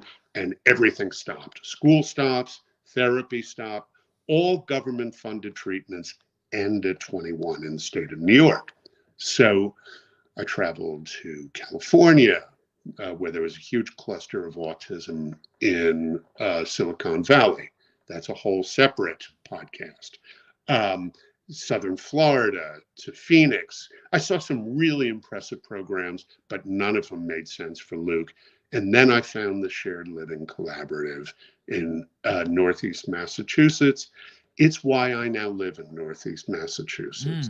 Why I uprooted myself, my beautiful second wife, from our lovely home in New York City and just outside it. And we moved lock, stock, and barrel to Northeast Massachusetts. So Luke would be eligible for this one-of-a-kind program, farm-based program, 5 different farms, horses, cows, sheep, goats, chickens, ducks, you name it, organic produce. And at the time I wrote about the program 8 years ago, there was 1 or 2 farms and 50 individuals. Now there are 5 farms, huge farms, and 300 individuals who are all living with permanent second families, who love them, care for them, bathe and feed them, etc., and who earn enough money to lift themselves out of working poverty, 3 steps up the economic ladder. So this genius, Daniela Morse, solved a local problem with a model that has now been imitated all over the country. What's the name of the program? It's called the Shared Living Collaborative. And it's, as I say, it's based out of Merrimack, Massachusetts, but it is now the model. It is now the gold standard for all of Massachusetts human services programs, and it has spread to other states. Daniela gets visitors from all over the world asking her to replicate what she's done in Finland, in Marseille, in Turkey. And of course she can't. She is one of one. But many programs have taken her inspiration and started their own version of it, usually parent-run. In any event, I'm digressing wildly. I want to share something with you really quick, Paul. Please. Ready? There's a movie called Our House. When I was barefoot for 2 years. I was homeless, and I walked by this home for disabled adults, a supported living home in Isla Vista, California, a few blocks away from the Pacific Ocean, right in Santa Barbara. Yeah. And I would walk by there just on my journey every day, just doing my homeless thing. And I eventually one day walked in there and applied for a job. Just barefoot. I got the job. I ended up working there for, I don't know, fucking 4 or 5 years, and I made a movie there. I made my first movie there. The Apple released some software called Final Cut Pro, and I bought a used car, and I bought the laptop and the software the day it came out, and I plugged it into a cigarette lighter, and I made my first movie, Our House, there. It won 30 film festival awards, and I ended up becoming the lead there. I basically lived with severely mentally disabled adults in a supportive living home, experimental supportive living home. The film won 30 film festival awards. I got the award for best film in Park City from Selma Hayek and Forrest Whitaker. Everywhere I played against the Academy Award-winning film that year, Spellbound, we always beat them and HBO said that the film just wasn't sexy enough, so they didn't buy it. But it's interesting that our paths cross like that, and that you have a son like that. And eventually when the state of California saw the movie, they said that I was doing a huge disservice to disabled people because of the depiction of them. And all of the parents of these disabled adults came to my defense, and they said, you want it to paint it like it's all like roses and shit. And it's not, and that the movie depicts it perfectly. Yeah. And it's really hard work. And it's crazy hard work. Yeah. Especially also to be real with them. you want to be real with the people, with the people that you're serving, but then there's also this whole state corporate like shit, like trying to keep everything in the hamster wheel going. It was crazy. Well, you put your finger on something really important, and it leads us back to Portsmouth. So anything, as I have learned in reporting on these local, wizards who have figured out solutions for really, really intractable societal problems, is that they work brilliantly in spite of or without top-down government assistance, meaning the most powerful kinds of organizations that we build in this country to deal with problems are not vertical, they're horizontal. So at Daniela's company, everybody does front of house care. Everyone, including Daniela, does one-on-one work with the folks who are living at shared living. And there is no separation of front office and back office. There is no hierarchy. I mean, there's a hierarchy in terms of who makes decisions, but in terms of who does what every day, everybody does everything. And it's such an essential example for the rest of us, creating these middle managers, creating these yes and no people on the corporate masthead just makes for horrible decision-making, allocation of resources, et cetera, et cetera. And inevitably, what happened in the special needs community was that during deinstitutionalization, where we emptied out all our psychiatric hospitals, and sent people with severe mental illness, with severe cognitive impairments back to the community, is there was nobody ready. There were no programs ready to receive these folks.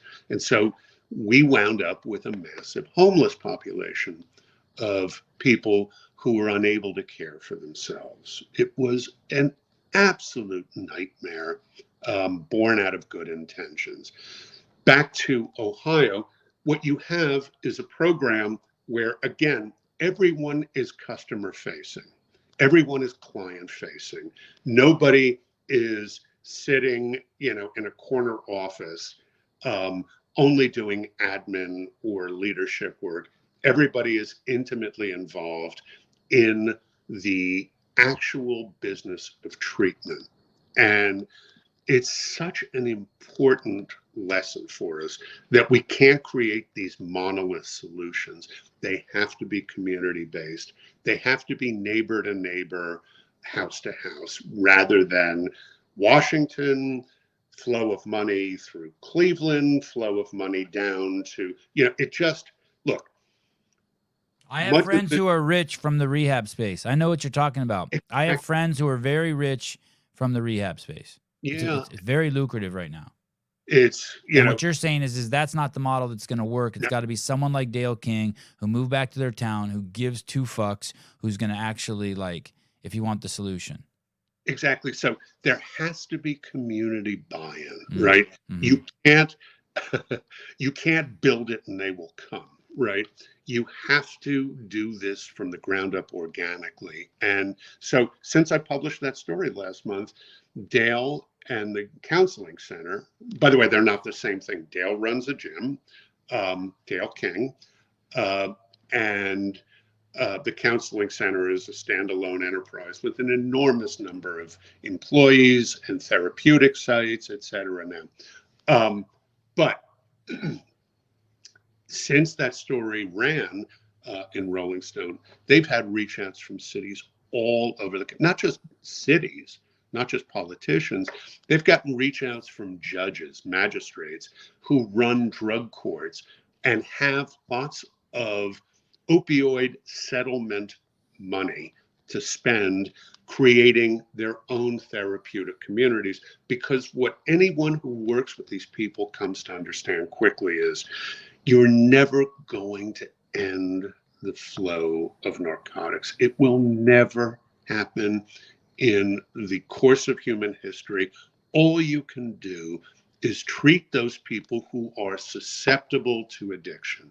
And in doing so, you not only empty out, the prisons of nonviolent offenders, you also take this enormous expense, this enormous disbursement of national treasure every year, and convert it into earnings.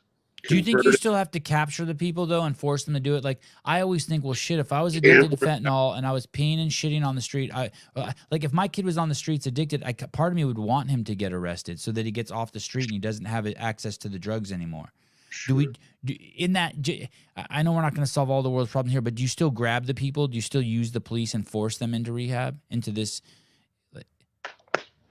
Well, you can take people off the streets, but you can't keep drugs out of prisons. So Right. Okay. prisons are Because of money again. Yeah, I mean, look, drugs will find their way everywhere. What was Fox on about for a month? There was cocaine found, in the White House, for fuck's sake. Joe Biden is not doing cocaine, thanks so much. You should. In any event, you can't do anything about supply. I don't care how many people you stack at the border. I don't care how many people you give oxygen tanks to and stick them under the border. It ain't gonna work. It's an enormous landmass. There is no way we can interdict everything that comes and goes in our country. First of all, nothing would come or go. If we searched every tractor trailer for secret compartments, and maybe it's 1 out of 20 that do have them, nothing would ever get to a supermarket to actually sell it. So again, this is a problem whose only effective treatment is on the other side, on the consumer side. And by the way, I got to bounce in 5 minutes, but we have got to start thinking creatively and humanely about who these people are and what they want. Nobody wants to die. Nobody wants to live ragged on the streets. Nobody wants to be alienated from their children or their parents or the woman they loved. Nobody wants to live in walking, sleeping misery. But you have to give people hope, and you have to give them a reason to want to come in, because at least when they're high, they're not feeling the agony of being themselves. So if you can put across the message that really powerful treatment is available, it's free. In Ohio, Obamacare covers drug treatment. For those people who are suffering from addiction and hear my voice, the barriers to entry have fallen. Now, that doesn't mean you're going to get into the counseling center today if you show up on their doorstep. There is a waiting list. It may take them, some time to be able to find a bed for you, but they will do everything in their power to do so. And once you're under their roof, taking advantage of intense inpatient vocational training, exercise, nutrition. They've got nutritionists. They're teaching cooking. They're getting people to change so many bad habits. And by the way, if you're standing outside a counseling center or a treatment center anywhere, what are you watching people doing? Smoking cigarettes, drinking coffee, right? It is the law, right? You got to replace one drug with another, and nicotine won't kill you, at least not that day. Well, replace it with CrossFit. And ultimately, you're going to replace it with CrossFit. And by the way, this is not a one-off. So we know that, because there have been PET scans done on the brains of mountain climbers, of runners, distance runners, marathoners. What they have found is that extreme exercise really, not just extreme, but vigorous exercise regularly done changes the brain for the better, changes the brain, makes it much more adaptive, resourceful, and calm. But again, CrossFit has that additional magic, oxytocin. And so you will meet your best friends. You will definitely fall in love at CrossFit. I mean, the number of marriages that have grown out of this one gym is ridiculous. And what's the first thing that sober addicts do? They start pairing up, right? Because they've been all alone in the world. And suddenly, here's that woman sitting across from you in group. She might have 4 teeth in her head, but you only got 2. So you have something in common.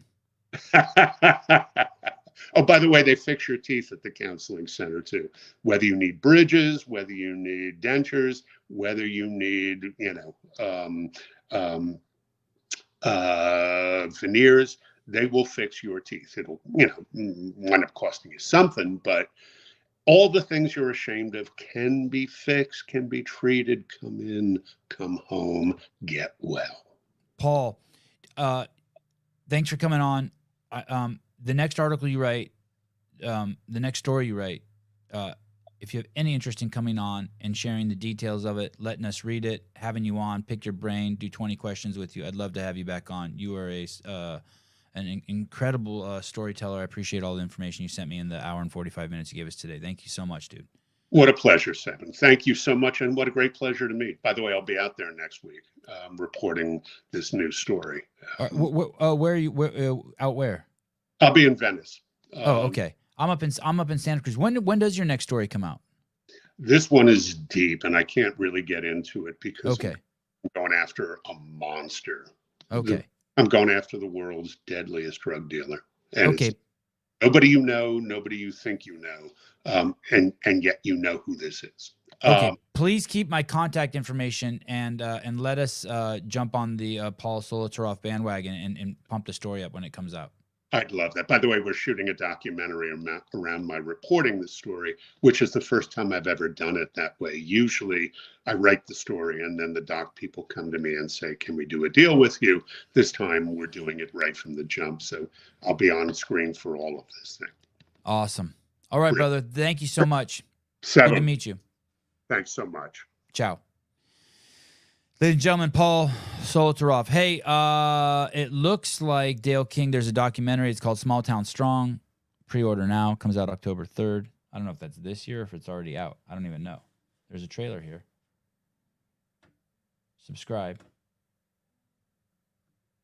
I guess we'd have to find out from Dale King if this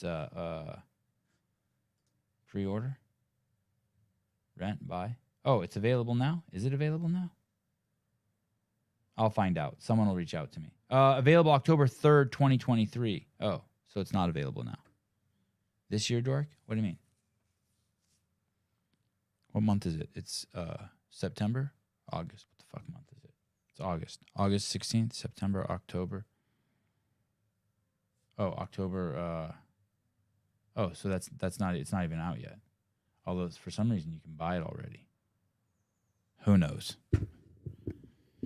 There was a funny comment here. Someone said they spoke to Dale King for an hour, but they can't remember any of it.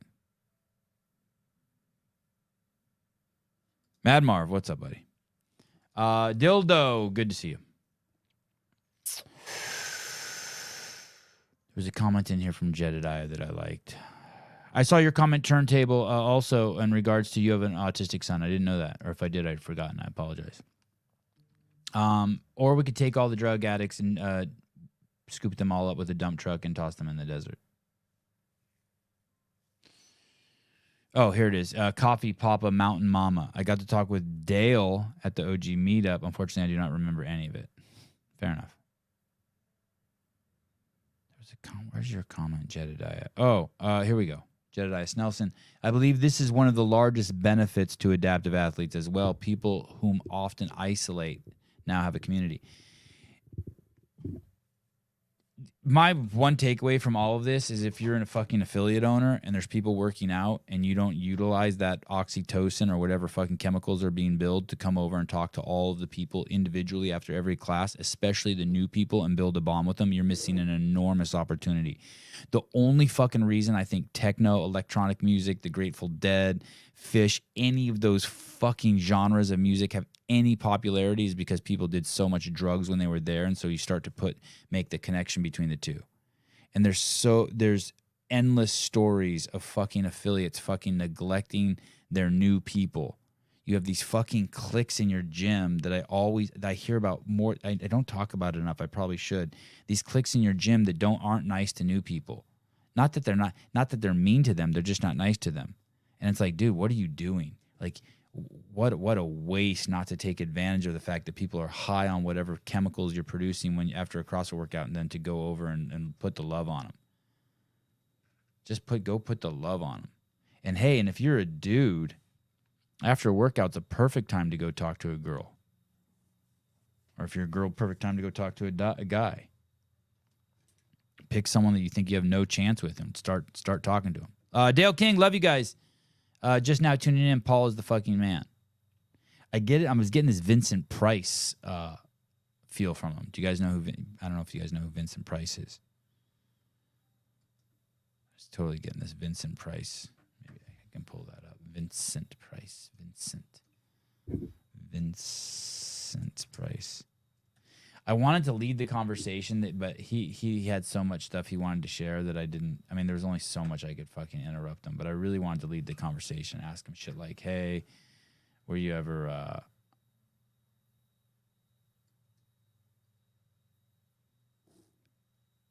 was your life ever threatened by any of these drug dudes? Shit like that. Essential facts about horror legend Vincent Price. Oh, no, not this. Sorry. I'm just trying to find like one little Vincent Price clip.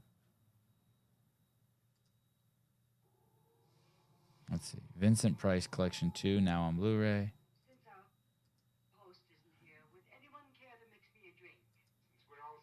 Oh, here we go. Here's Vincent Price. He was on a Brady Bunch episode. That's how I know.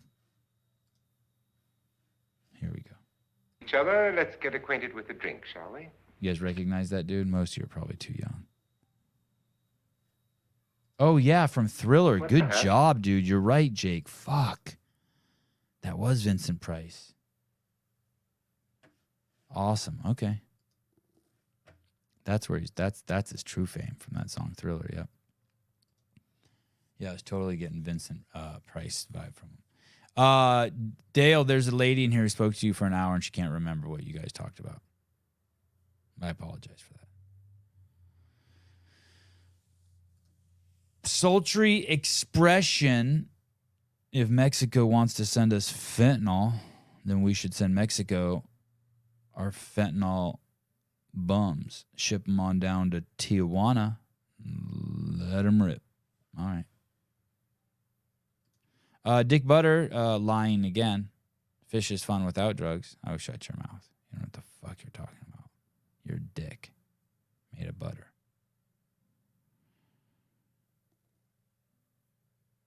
Oh, that's totally my fault, not hers. Oh, yeah, because you weren't memorable enough. What else do I want to tell you guys? There's something else I want to tell you guys. You guys watched the Ricky podcast yesterday? Ricky. God, what the fuck is going on with my studio? I got a new mic. Can you tell how much I'm fidgeting with it? I can't tell, like, not a new mic, but a new mic arm. I used to have this one that came in from over here. Now I got like this really fucking fancy one that comes in from over here. I'm trying to show you guys. I don't understand. It's just different.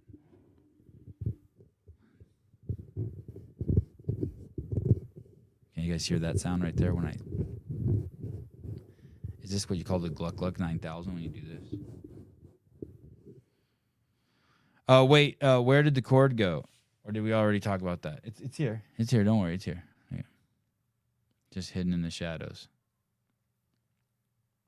After we got off the show, Caleb tried to talk to me about that gray back there. But I'm gonna frame the black and gray. I'm gonna fill the whole room with this. I got boxes and boxes. Thinking about telling you guys a story that I definitely was not gonna tell you before. I was like, definitely never tell this story, but I think I'm ready to tell it. I was thinking about it today in the shower.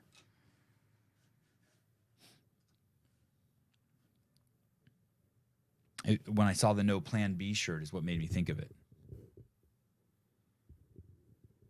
You guys want to know?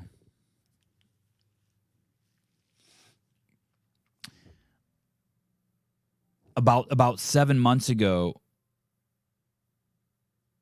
I don't know, how long have I been doing this podcast now? Is it 2 years or is it 3 years? But I get up every morning, basically. You guys know I get up at 6 a.m.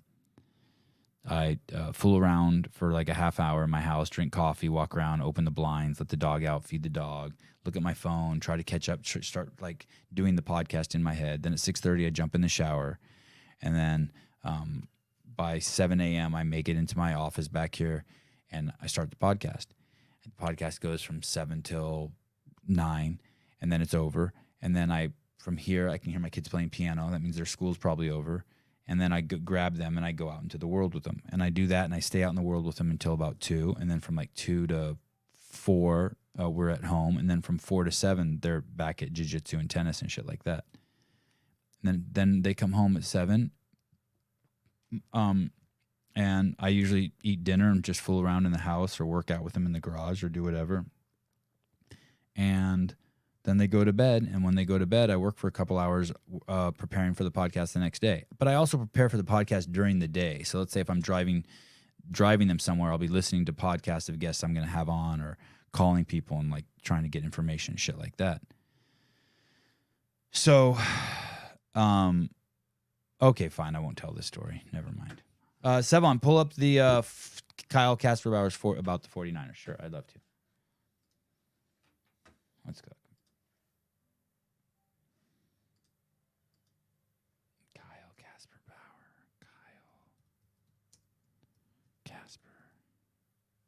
Do I follow Kyle?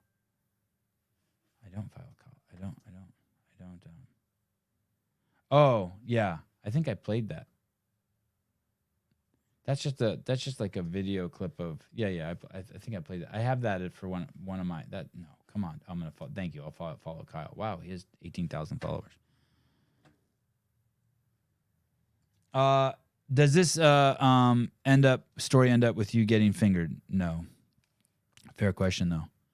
So, I grow up, David. It's not funny. It's not funny. It's not funny. Me getting fingered is not funny. So, about 6 or 7 months ago, I'm trying to think of how I can tell this story. Oh, I'm doing a podcast. I podcast.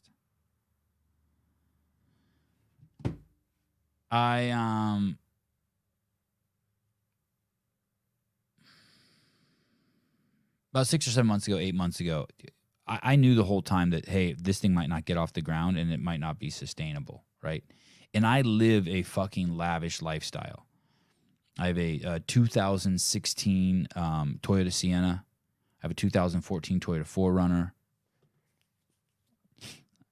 I have credit cards. I can fill the tank up. I got cool shit. I own a TV set. I have Apple TV. I have computers. I buy organic. I ball. I live a fucking good life. Yeah, I eat cashews. I have a skate park near my house I drive to. When I fill my tank up, I fill it up all the way with gas. I don't just put like $5 in. You know what I mean? I don't do a lot, but because I have all these awesome things in my life. I have like clean clothes. I always have soap to wash my clothes in. I always have nice bars of soap in the shower. I mean, I have a chocolate cock. I live a fucking good ass life. I have kids that love me. I have clean water. My house is it doesn't leak. My TV gets the UFC. I don't use premium gas anymore. I don't have Sirius XM. I eat a lot of macadamia nuts. Yeah. I mean, I live such a good life. Now, I don't do things that a lot of other people do. Like, I would never stay at a hotel. That would just seem like a fucking waste of money. I would never, like, I'm not, if I'm ever traveling or doing anything, it's because someone else is paying for it. Like, I don't do anything like to rock the boat. Like, I don't buy new clothes. I wouldn't like take my kids to Disneyland. I wouldn't take my kids like camping, like and have to pay for a campsite. I don't do any, like, I'm just at home, like protecting what semblance of steadiness I have, you know, being able to just have a nice, steady life. I have a Colt Mertens trading card. I didn't pay for it. I got it for free, but I have it and I like it. That's what I mean. I have nice things.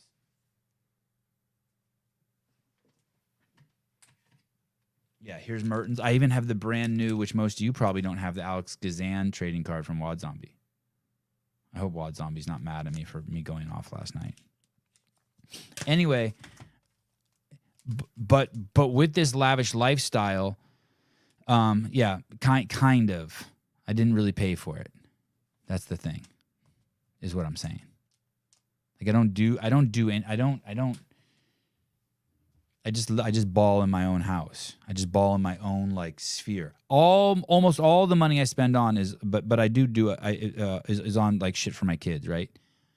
Driving my kids around, making sure the car has new tires, the $1,200 a month I spend on tennis lessons, shit like that, new skateboards. That's everything, right? But I live a fucking good ass life. But I could tell with the way I was living this good ass life, like buying avocados and shit, eating cantaloupe, buying UFC fights on Saturday nights, that it wasn't going to be sustainable. It just wasn't going to be sustainable. And for like 6 months, my wife was pulling money out of our savings to pay for our mortgage. Like, we'd run out of runway. This thing wasn't sustainable. I was like, fuck. So, and when that happens to someone like me, I start freezing. Like, I will do even less. Do you know what I mean? I'll just immediately start doing things like I'll start eating less. I'll do anything. When I go out to restaurants, I won't order food. I'll eat the scraps off of other people's food. Like, if someone takes me out, even if they're paying, I just start freezing. I start like really, really becoming hyper aware of everything. So, I'm not even going to get too many into details. So you're moving to Ohio, where I'd be rich, right? No. So I get this note from YouTube saying that they're demonetizing my account. This is like a month ago. I'm like, I wonder what that's about. So I cruise over there and I look, and it's because I haven't sent them, they don't have updated information on me that they supposedly had sent me emails for a shitload of times, right? By the way, take note of this. You fucking assholes, people who think like I'm trying not to respond to you, listen to this story very closely. People who are like, oh, you didn't text me back. You didn't call me back. You didn't answer my DM. Fuck off, dude. I mean, here we go. So, because I'm trying like my fucking hardest. I'm fucking trying. And not only am I trying, I want to, for selfish reasons, to get back to everyone. I love it. I love you guys. I love partying with you guys. This whole thing's fun as shit. But I'm tripping. Anyway, so I see my YouTube account's been demonetized, and I go over there, and while I'm filling out the form, sending in my driver's license, giving him an updated social security number, I look over and I see this fucking huge number. I think it's a huge number of money that's I can't tell if it's my YouTube account has made it or if they've paid me that. And I'm like, fuck, this is weird. And because like I told you guys, all I do is do the podcast, go out with my kids all day, research my podcast, repeat.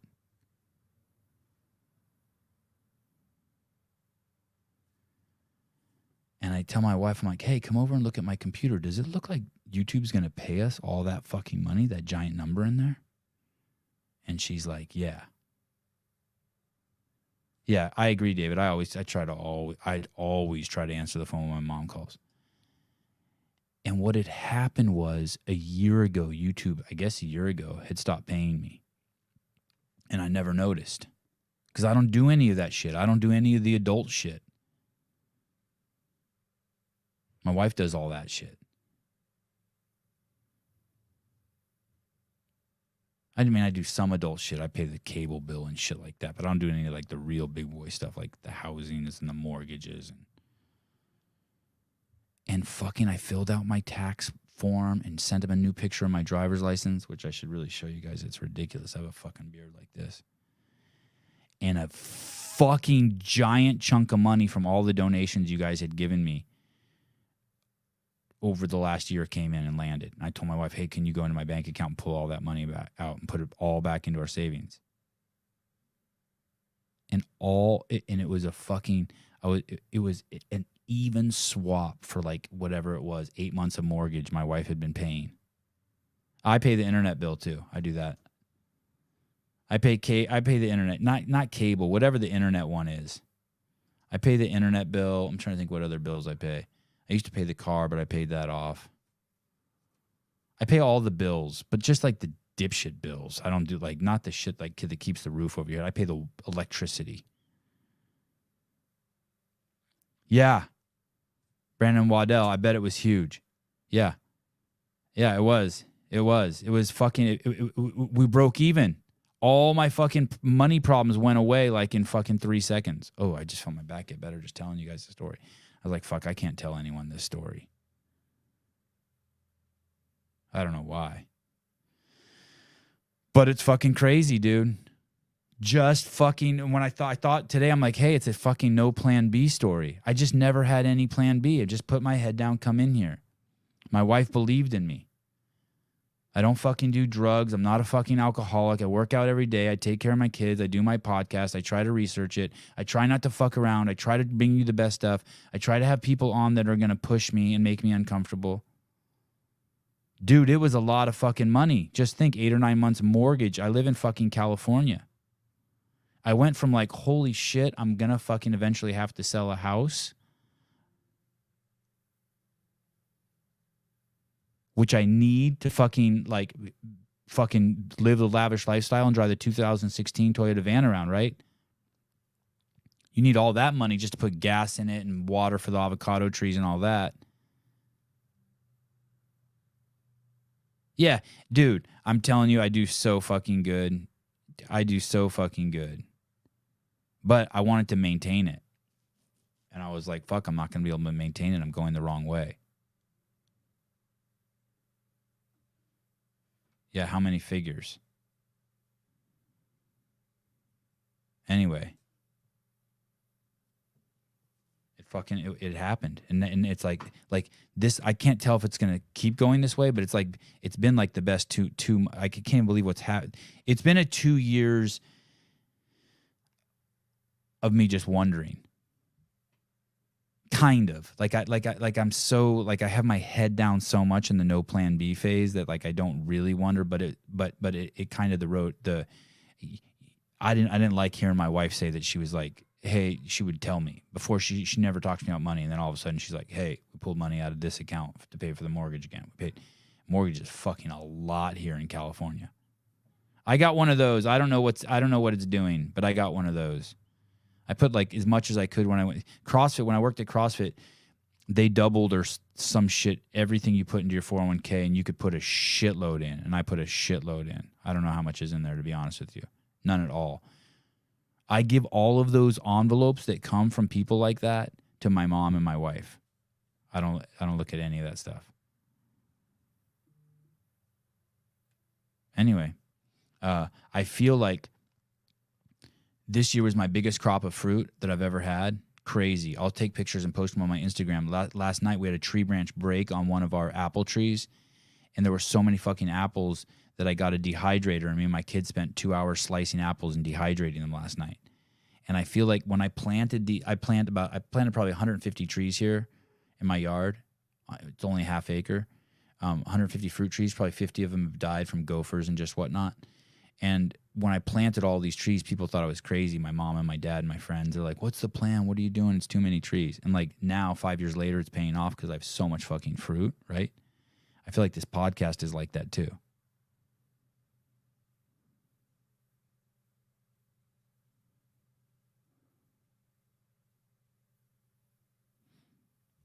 The real question now is Beaver getting paid? Fuck no. That's not the real fucking question. Oh, yeah, I just broke even. I get to stay in my house and now I'm paying Beaver. Fuck no. Pay your taxes so Beaver can get his money. This is the first year I didn't see a lot of bees. Do you get a lot of bees? This is the first year I did not see a lot of bees. It's a little unsettling. I mean, I see bees. I saw a bee yesterday. I saw a dead bee yesterday. I gave someone a huge bag of apples that came over to my house, and they had a dead bee in their Ford Bronco. And so many of my friends took care of me, like people like Beaver, doing my show every morning. Fucking couldn't do it without them. I owe those people a huge thank you. Yeah, you could borrow $1.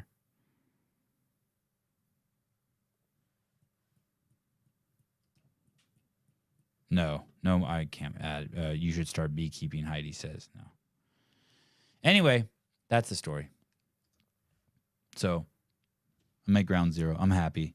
Podcast is exploding. Viewership has doubled in the last 3 months. Viewership and listening, which is crazy. It's nuts. Support from you guys, crazy. This crew, this 135 that are listening now, it's crazy how powerful you are. People make fun of it. Oh, your podcast is so small and cute. Dude, you guys are fucking not small and cute. You guys are potent and agile.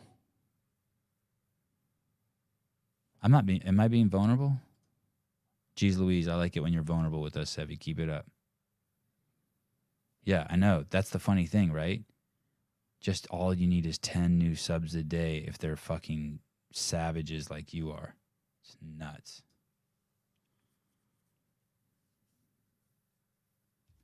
Let's see who's coming on. I don't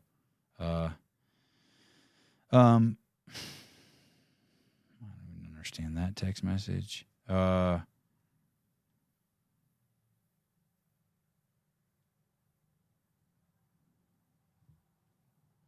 no podcast tonight. Okay, so I'll keep building out my podcast studio tonight. And then tomorrow morning, Jason Kleba and Rich Froning. That's cool, right? That'll be fun. That'll be a big show. All sorts of. And then 11 a.m., Taylor and JR with Shut Up and Scribble. That show's just kind of taken over. I think that might be the most popular show of that kind at that length. I know that Max El-Hajj's the Training Think Tank gets a lot of views, but theirs are usually broken into pretty small clips. I'm really impressed with JR and Taylor. I am not going to Idaho. I thought I was going to Idaho for a month, but I'm not. Oh, wow. Wow. Some sort of flying beetle, right? Someone just sent me a picture of a bug and said, do you know what this is? Some sort of flying beetle? Maybe I could check Google Images for them.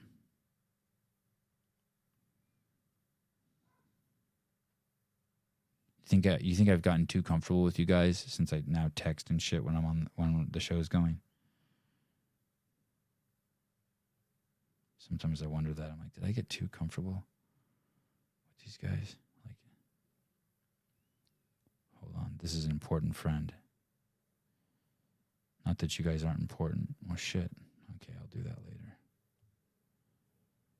Do you guys know about the Google app? You can go to Google, and there's a camera, and you can point it at anything and push and take a picture of it, and it'll tell you what it is, where you can buy it. You can point to a flag, a bug, just whatever. Lauren Lewis, hi. Oh, are those your sons? You are a proud mama, huh? I love this podcast and Sevy's thought stories, trying to catch the lives, but back teaching high school full-time. Summer's over. Oh, are those? Oh, good. We need good teachers. Google Lens, is that what it's called? Sevy from Slater, how's your new friendship with Craig Ritchie? You inviting him on? I don't think we're there yet.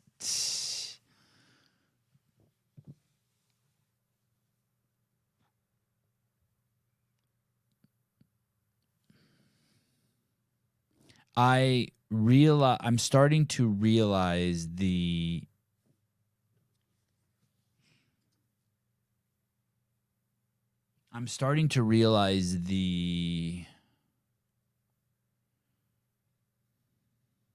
potency of this podcast.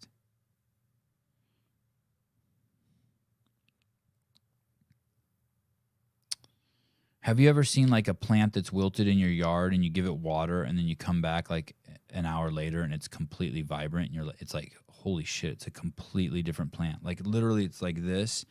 I have this brand new banana passion fruit vine that's in a corner and the soil is really weird there. It doesn't hold water well at all. So if you don't water it every 3 days, the whole thing just droops. And I've realized the potency of this podcast is like watering something. It can really breathe for some reason. I don't even know exactly why, but it really breathes life into things. It's like the peptides that CA peptide cells. It's got like some sort of healing properties. It can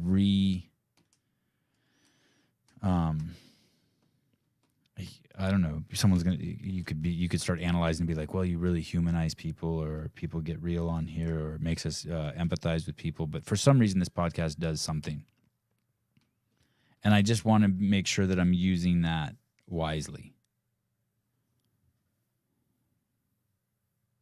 Does that make sense? Sevan's dog, her hip bone was surgically broken apart to repair hip dysplasia problem. I know, that is fucking crazy what Hiller's chick's going through. Crazy. I tried to like put myself in that position to see what I would do if I was her. I couldn't even fucking do it. I didn't want to do it. I'd rather have a venereal disease and have to deal with that. Like I don't want anyone breaking my hip. Slater, I don't understand, but it sounded good. Thank you. Yeah. I'm beating around the bush. That's why it didn't make sense. I'm feigning some humility. All right. Have a great day, everyone. Make it a day of drinking lots of water. Nothing else to drink besides water. Eat healthy. Push back on at least one bad decision. Try to catch yourself in a situation that you normally would have been mean to someone or get angry and be nice. Try to flip the script. You know what that means to flip the script? It can be so absurd. Like your kid spills milk on the table and normally you'd be like, dude, what are you doing? I told you not to put your milk there. You can just look right now and be like, I love you. I love you. Oh, 2Brain survey. Thank you. You have to, if you're an affiliate owner, take the 2Brain survey. The link will be in the show notes. Thank you, Robbie Myers. The 2Brain survey is awesome. I'm so super fucking excited about it. These are the kind of things that have happened in the last 2 months. Every time this fucking guy, Chris Cooper, calls me, I call my mom and tell her about the conversation. It's fucking crazy. So this guy fucking calls me and he says, hey, you know our State of the Industry report. I'm like, yeah, I fucking know it. It's fucking dope. I don't even own an affiliate and I love it. I keep it here near me. Here, I'm going to open another page and read you something from it. Trends and opinions and analysis. This is just in there. While the data in the former sections is objective and quantifiable, most of the data in Section 7 is qualitative. It's based on opinions as such. I share my take on the poll numbers. So here, he goes in here and he starts analyzing the information he's gotten. So like some of the information he's gotten is $40,000 is the median cost to open a gym. $88,000 is the average cost to open a gym. Oh, average versus median. And then he goes in to talk about all that. This thing is full of just all that stuff and it's presented just yummy. Anyway, he calls me and he says November 13th, the new State of the Industry report is coming out and he would like to announce that on November 13th and talk about it on my podcast. Like, dude, can you imagine how crazy that compliment is? This is a worldwide survey. This is the most, there's no second place for information regarding owning a small gym than what Chris Cooper and 2Brain puts together. This guy also a week or two after that said, oh, by the way, I saw you're doing the behind the scenes. Let me know if you need any financial help doing that. I'd love anyone who's producing the kind of content you put out to support the affiliates. That's almost verbatim. And I'm like, okay, well, I don't know what I can do for you yet. He's like, oh, it's okay. Just if you have some cost accrue, invoice me and we'll start working it. I mean, there's just like this trust there. It's fucking nuts. It's cool. No manager for this. Although Hiller was like, Sousa's kind of your agent. He's kind of my attorney and kind of my friend and kind of my tax guy and kind of everything. So I don't know. Prefer just to call him the executive producer of the Sevan Podcast. Anyway, there will be a link. If you're a gym owner, please respond. I don't know how long the survey is going to be open, but then your information will be aggregated, curated, and used in the 2024 version of this, which comes out in November. And it's gyms all around the world. I think all you have to do is be able to speak English. I think that is the survey is only in English.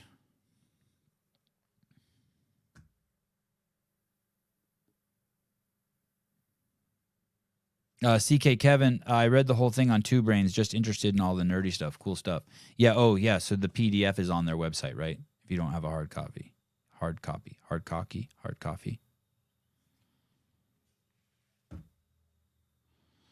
All right, thank you.